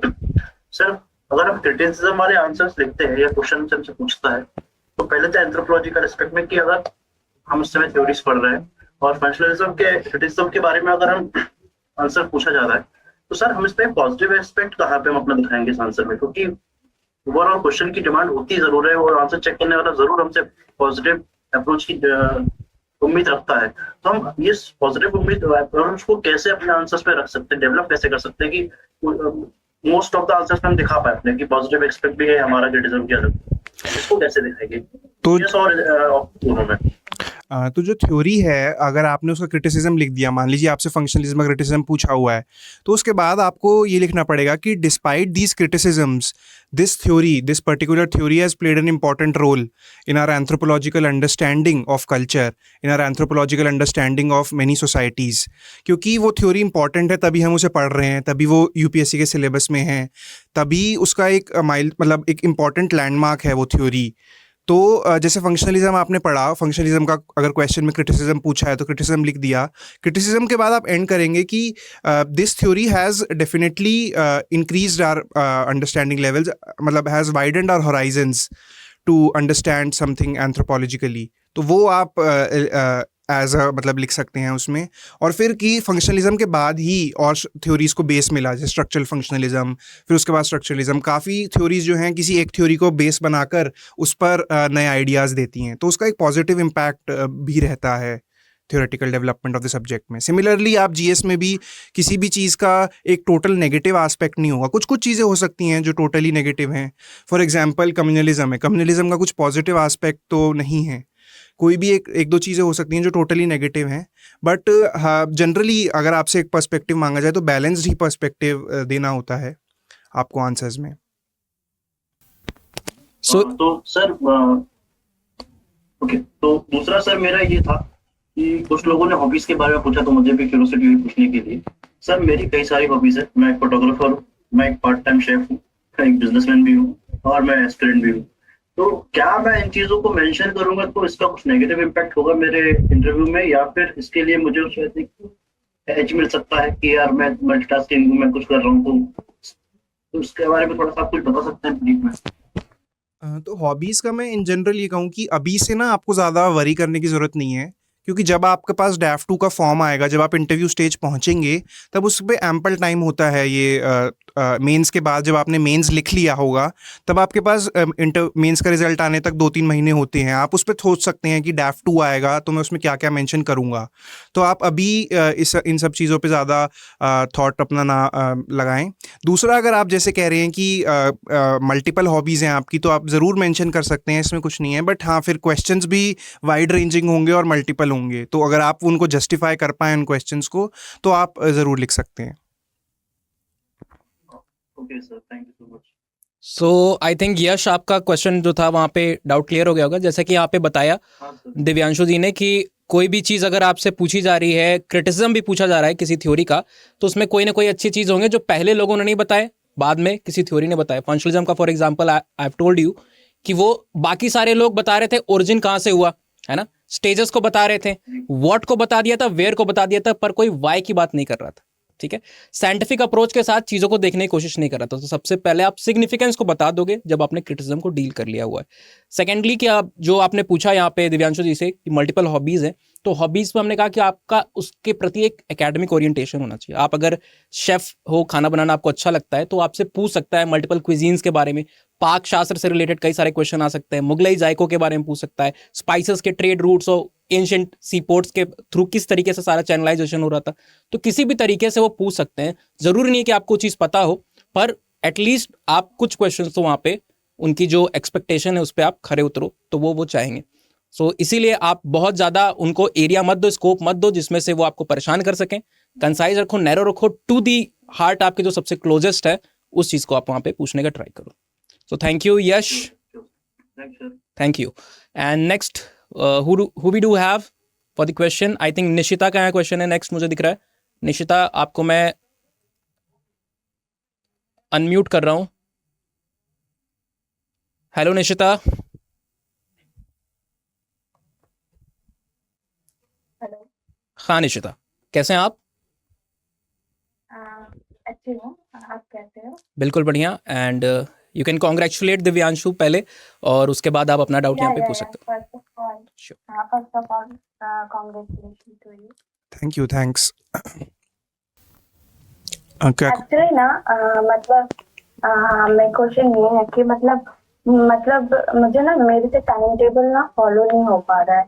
मतलब सुबह में जीएस के क्लासेस होते हैं, फिर 1 बजे से ऑप्शनल के क्लासेस होते हैं, फिर मैं फिर दोबारा लेक्चर्स मतलब नीड में देखकर फिर नोट्स बनाती हूँ, और फिर 2-3 मतलब 2 आवर्स से मैक्सिमम मेरे करंट अफेयर्स में चले जाते, तो मुझे ना थोड़ा ये टाइम मैनेजमेंट का ना प्रॉब्लम हो रहा है।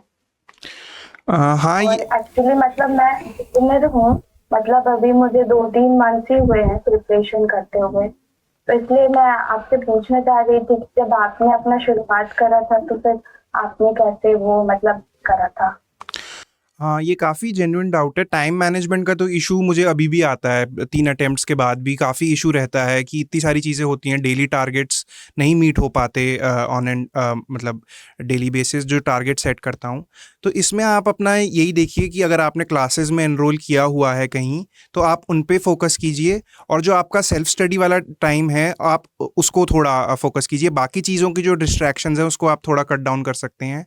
करंट अफेयर्स जैसे आपने कहा कि आप 2 घंटे लगा रहे हैं न्यूज़पेपर में, तो मैं थोड़ा आपको एडवाइस करूंगा कि टाइम कम है तो आप उसको एक शॉर्टर वर्जन, डेली एनालिसिस कोई 45 मिनट्स का अगर आपको वीडियो मिल जाएंगे इजीली यूट्यूब पे, आप वो देख सकते हैं। उसके बाद जो आपका जैसे डेली शेड्यूल है उसमें आप ये देखिए कि आपको मतलब जैसे जीएस की भी आपकी क्लासेस हैं, ऑप्शनल की भी क्लासेस हैं, तो उसके बाद टाइम बहुत कम बचता होगा आपके लिए। तो हाँ जी। वही है कि आप किसी एक चीज़ का रिवीजन रखें एक दिन में, जैसे जीएस भी पढ़ा ऑप्शनल भी पढ़ा, दोनों चीज़ों को रात में रिवाइज करेंगे तो नहीं होगा। एक चीज़ का रिवीजन रख लीजिए, फिर एक वीक ऐसा कीजिए, फिर नेक्स्ट वीक आप अपना दूसरा सब्जेक्ट का रिवीजन कर सकते हैं। तो थोड़ा आपको इसमें इनोवेट करना पड़ेगा, और देखिए कि क्लासेस आपकी कब ख़त्म हो रही हैं, कौन सा सब्जेक्ट ख़त्म हो रहा है पहले, तो फिर आप उस टाइम में दूसरी चीज़ें आप कर सकते हैं। Okay okay, thank you so much. Okay, that's all. I think you do not have any other question Nishita, यही था आपका question? Yes sir. Okay, thank you Nishita. So next we have Mousumi है। मौसमी, मैं आपको अनम्यूट कर रहा हूँ। मौसमी, क्या आप सुन पा रहे हो? हेलो मौसमी, आप तक आवाज़ आ रही है? Hello sir. जी मौसमी, कैसे हो आप? I am fine. Oh. Congratulations, sir. Thank you. Sir, I have a question that while I go to attempt any test series, then it seems to me that at first I will read all the topics, I will cover all the chapters, then I will give exam. But to do this, I cannot feel myself that yes, I am completed. Now I can give exam. So to do this, I cannot complete my study, and I cannot give exam.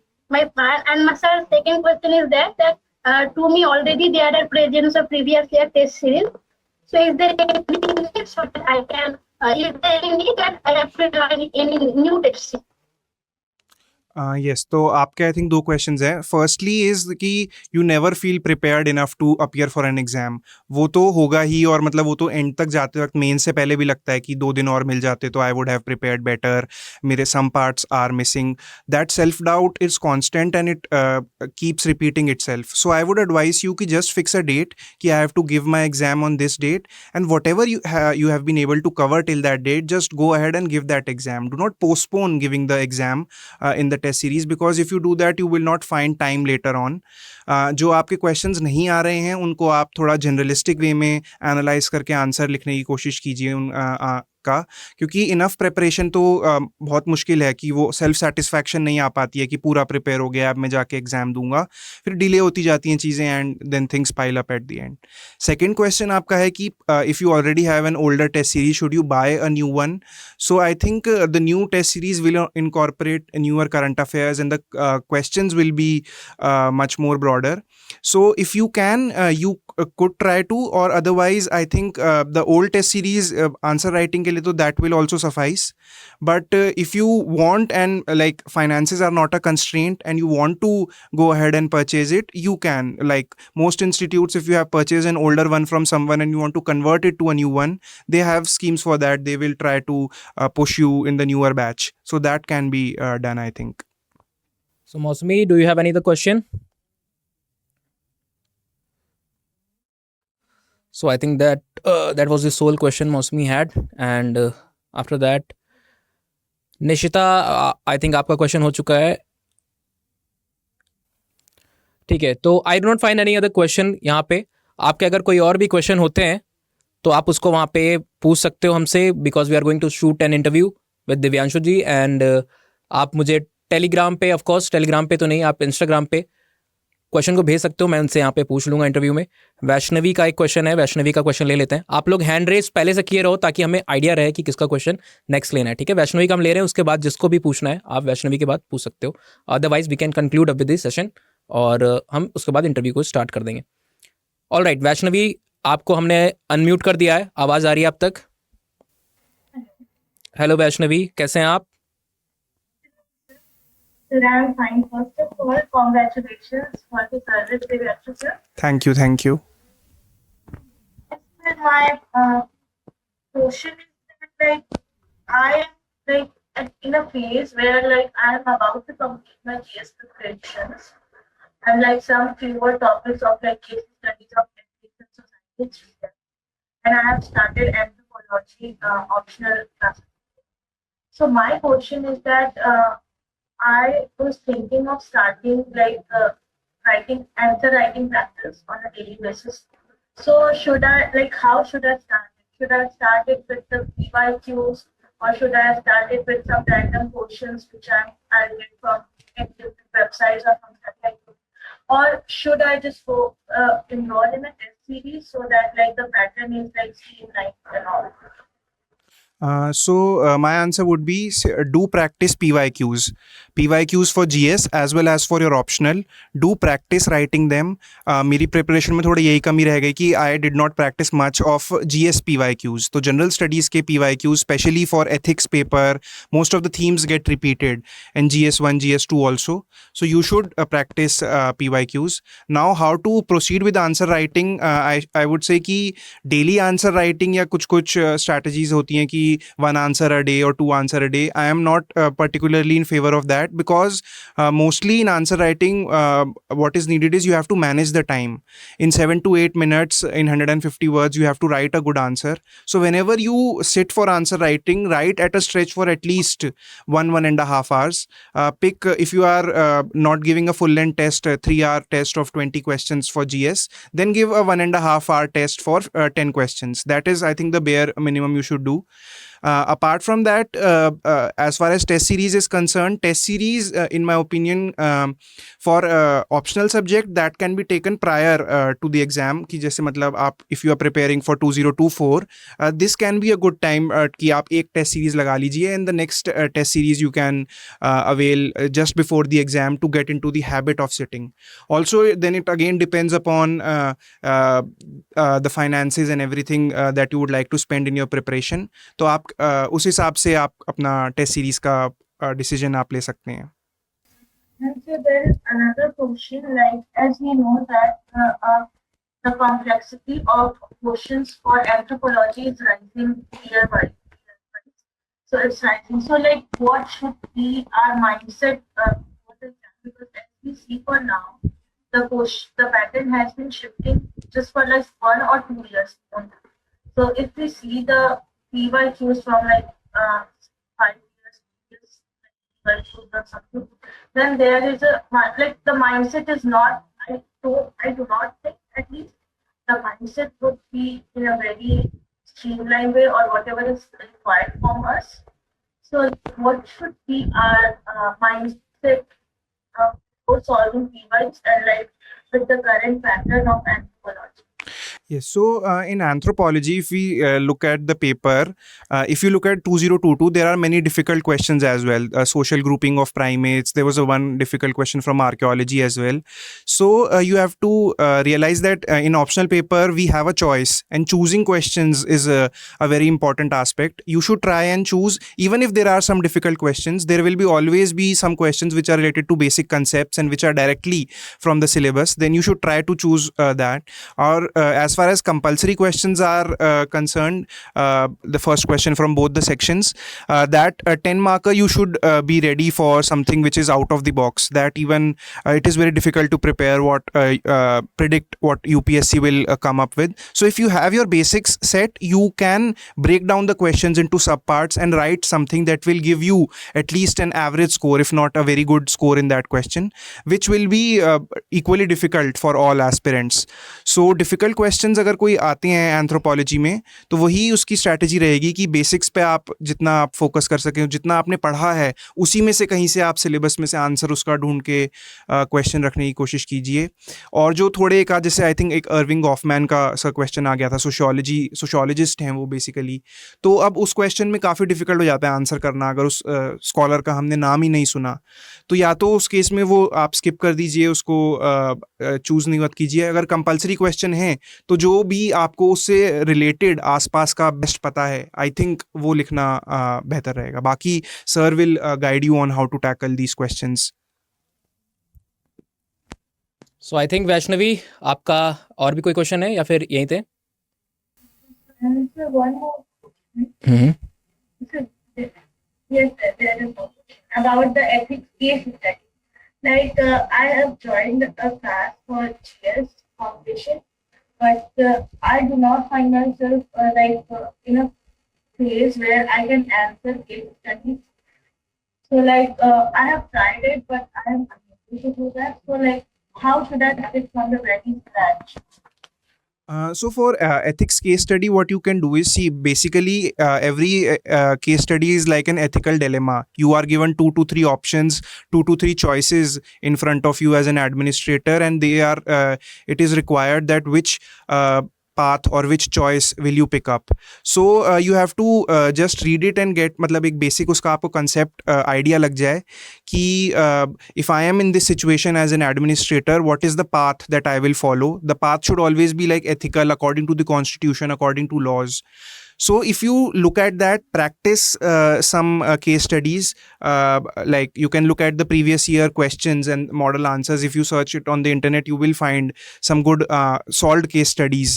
Then based on the pattern of how they solve case studies, you can try to replicate that pattern in your answers and then work upon that. So Vaishnavi, I think आपके doubts होंगे clear हो गए होंगे। Any other question Vaishnavi? Hello Vaishnavi, आप सुन सकते? ठीक है, all right, आपके डाउट हो गए यहाँ पे।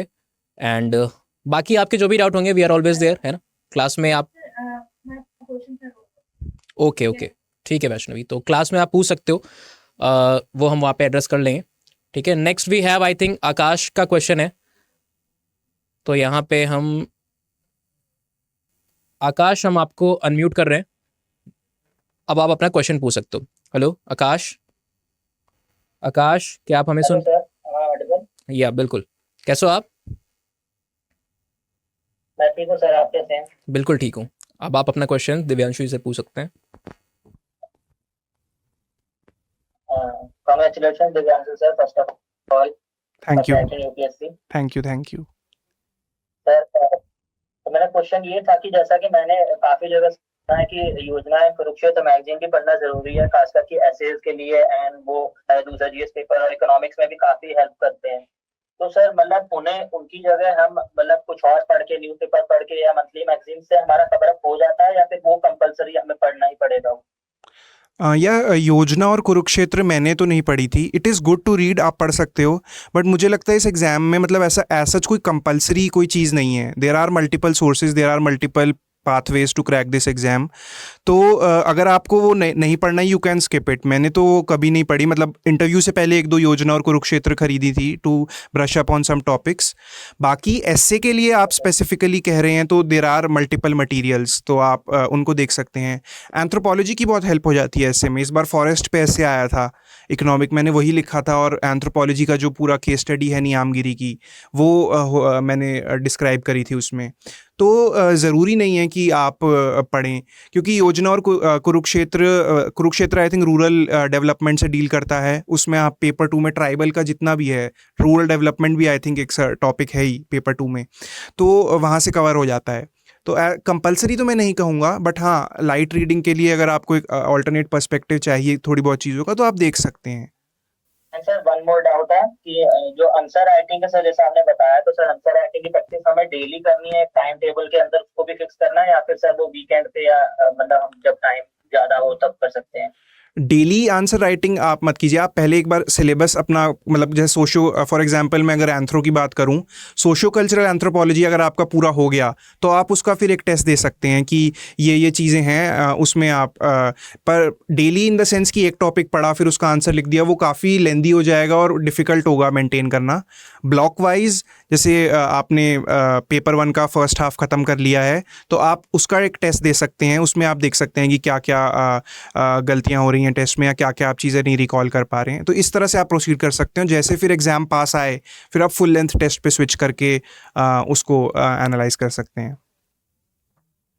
Okay, thank you sir. Thank you. और उत्कर्ष सर, जी बताइए। सर थैंक यू, आप बहुत अच्छे से एंथ्रोपोलॉजी की क्लासेस ले रहे हैं, तो आपको मुझे थैंक यू बोलना था। बिल्कुल हॉलिस्टिकली आप हर जो भी टॉपिक है उसको कवर कर रहे हैं, तो बहुत अच्छे से समझ में आ जा रहा है। थैंक यू सो मच आकाश, और कोशिश करेंगे कि और बेहतर तरीके से आपको समझाएं, अच्छी केस स्टडीज़ लाएं, ताकि क्योंकि आपकी सक्सेस है तो जो भी यहाँ पे इन्वॉल्व लोग हैं, चाहे वो दिव्यांशु हो, बाकी टीम हो, हम सबकी भी सक्सेस आपकी सक्सेस से जुड़ी हुई है। And regarding the test series का जो आपने क्वेश्चन पूछा, बैच 1 के भी बच्चे यहाँ पे हैं। बैच 1 का कल यहाँ पे टेस्ट शेड्यूल्ड है और वो पहला देने जा रहे हैं। और हमने टेस्ट सीरीज जो इंक्लूड किया आपके कोर्स में वो भी इसी तरीके से रखी है कि सेक्शन जो कि अभी दिव्यांशु ने बोला, सोशियो कल्चरल खत्म हो तो आप सोशियो कल्चरल का दो, है ना। डेली में दिक्कतें होती हैं जीएस के लिए, अगर आप एक बार पूरी साइकिल खत्म कर लेते हो, प्रिपरेशन आपकी हो चुकी है पूरी, उसके बाद आप जब रिविजन कर रहे होते हो नेक्स्ट अटेम्प्ट में, तो आप ट्राई कर लो डेली बेसिस पे, तो फिर भी सूटेबल है। पर फर्स्ट जब अटेम्प्ट होता है, प्रिपरेशन जर्नी को कंटिन्यू कर रहे हो, तो वहाँ पे बहुत ही ज़्यादा बर्डनसम हो जाता है, टाइम भी आपके पास नहीं रहता है। तो ऑलवेज सूटेड कि जो भी आपका एक पर्टिकुलर टॉपिक है, एक यूनिट है, वो खत्म होए या फिर एक सेक्शन है वो खत्म होए, तब आप होलिस्टिकली ज़्यादा क्वेश्चंस को लेकर के, क्योंकि एक यूनिट के कुछ पर्टिकुलर टॉपिक पे आप करते हो तो बहुत ईजी हो जाता है ना, फिर उसमें मुश्किल भी नहीं रहती उतनी। तो सेक्शन वाइज चीज़ों को रिवाइज करना, यूनिट वाइज चीज़ों को रिवाइज करना, जैसा हमने डिज़ाइन किया आपके लिए, वो बेस्ट रहता है। एंड टू एवरीवन जो बैच 1 में है, जिनका टेस्ट कल है, उनको ऑल द बेस्ट, अच्छे से टेस्ट दीजिए। और जो भी लोग यहाँ पे जिनका कुछ एग्जामिनेशन शेड्यूल्ड है, हमने पहले से बताया हुआ है कि आप एक लेटर डेट पे उसको दे करके अपलोड कर सकते हो, so do not worry about that. And once again all the best. Divyanshu भी आपको एक बार ऑल द बेस्ट बोल देते हैं बैच 1 को। ऑल द बेस्ट आपके जो भी टेस्ट हैं उनके लिए, and do well. So with that we come to the conclusion. यहाँ पे क्वेश्चंस हो चुके हैं मेरे ख्याल से मोस्टली, एंड बाकी क्वेश्चन जो भी बच चुके हैं, बिकॉज यहाँ पे जो हमारी डेडलाइन थी टाइम वो हो चुकी है, 3:30 वाला जो टाइम था, we have to move for the interview also. सो जो भी क्वेश्चन आपके पेंडिंग है, हाफ एन आवर में हम शूट करने जा रहे हैं, तो आप मुझे इंस्टाग्राम पे फॉरवर्ड कर सकते हो। I will include that question in the interview. अपने नाम के साथ, बैच के साथ भेज दीजिए क्वेश्चन को, हम वहाँ पे इंक्लूड कर लेंगे। So thank you everyone for attending the session, and thank you Divyanshu for joining us. आप यहाँ पे आए इतनी दूर से, दिल्ली में इतने सारा ट्रैफिक और हीट वेव है, फिर भी दिव्यांशु यहाँ पे आए आप लोग के लिए। So you can also thank him later, है ना। जो भी आप इंटरव्यू देख रहे हो तो वहाँ पे आप कमेंट में भी इनको थैंक यू कह सकते हो। All right, so with that I am ending the session. Okay, thank you Akash. Thank you. Study IQ IAS, अब तैयारी हुई अफोर्डेबल।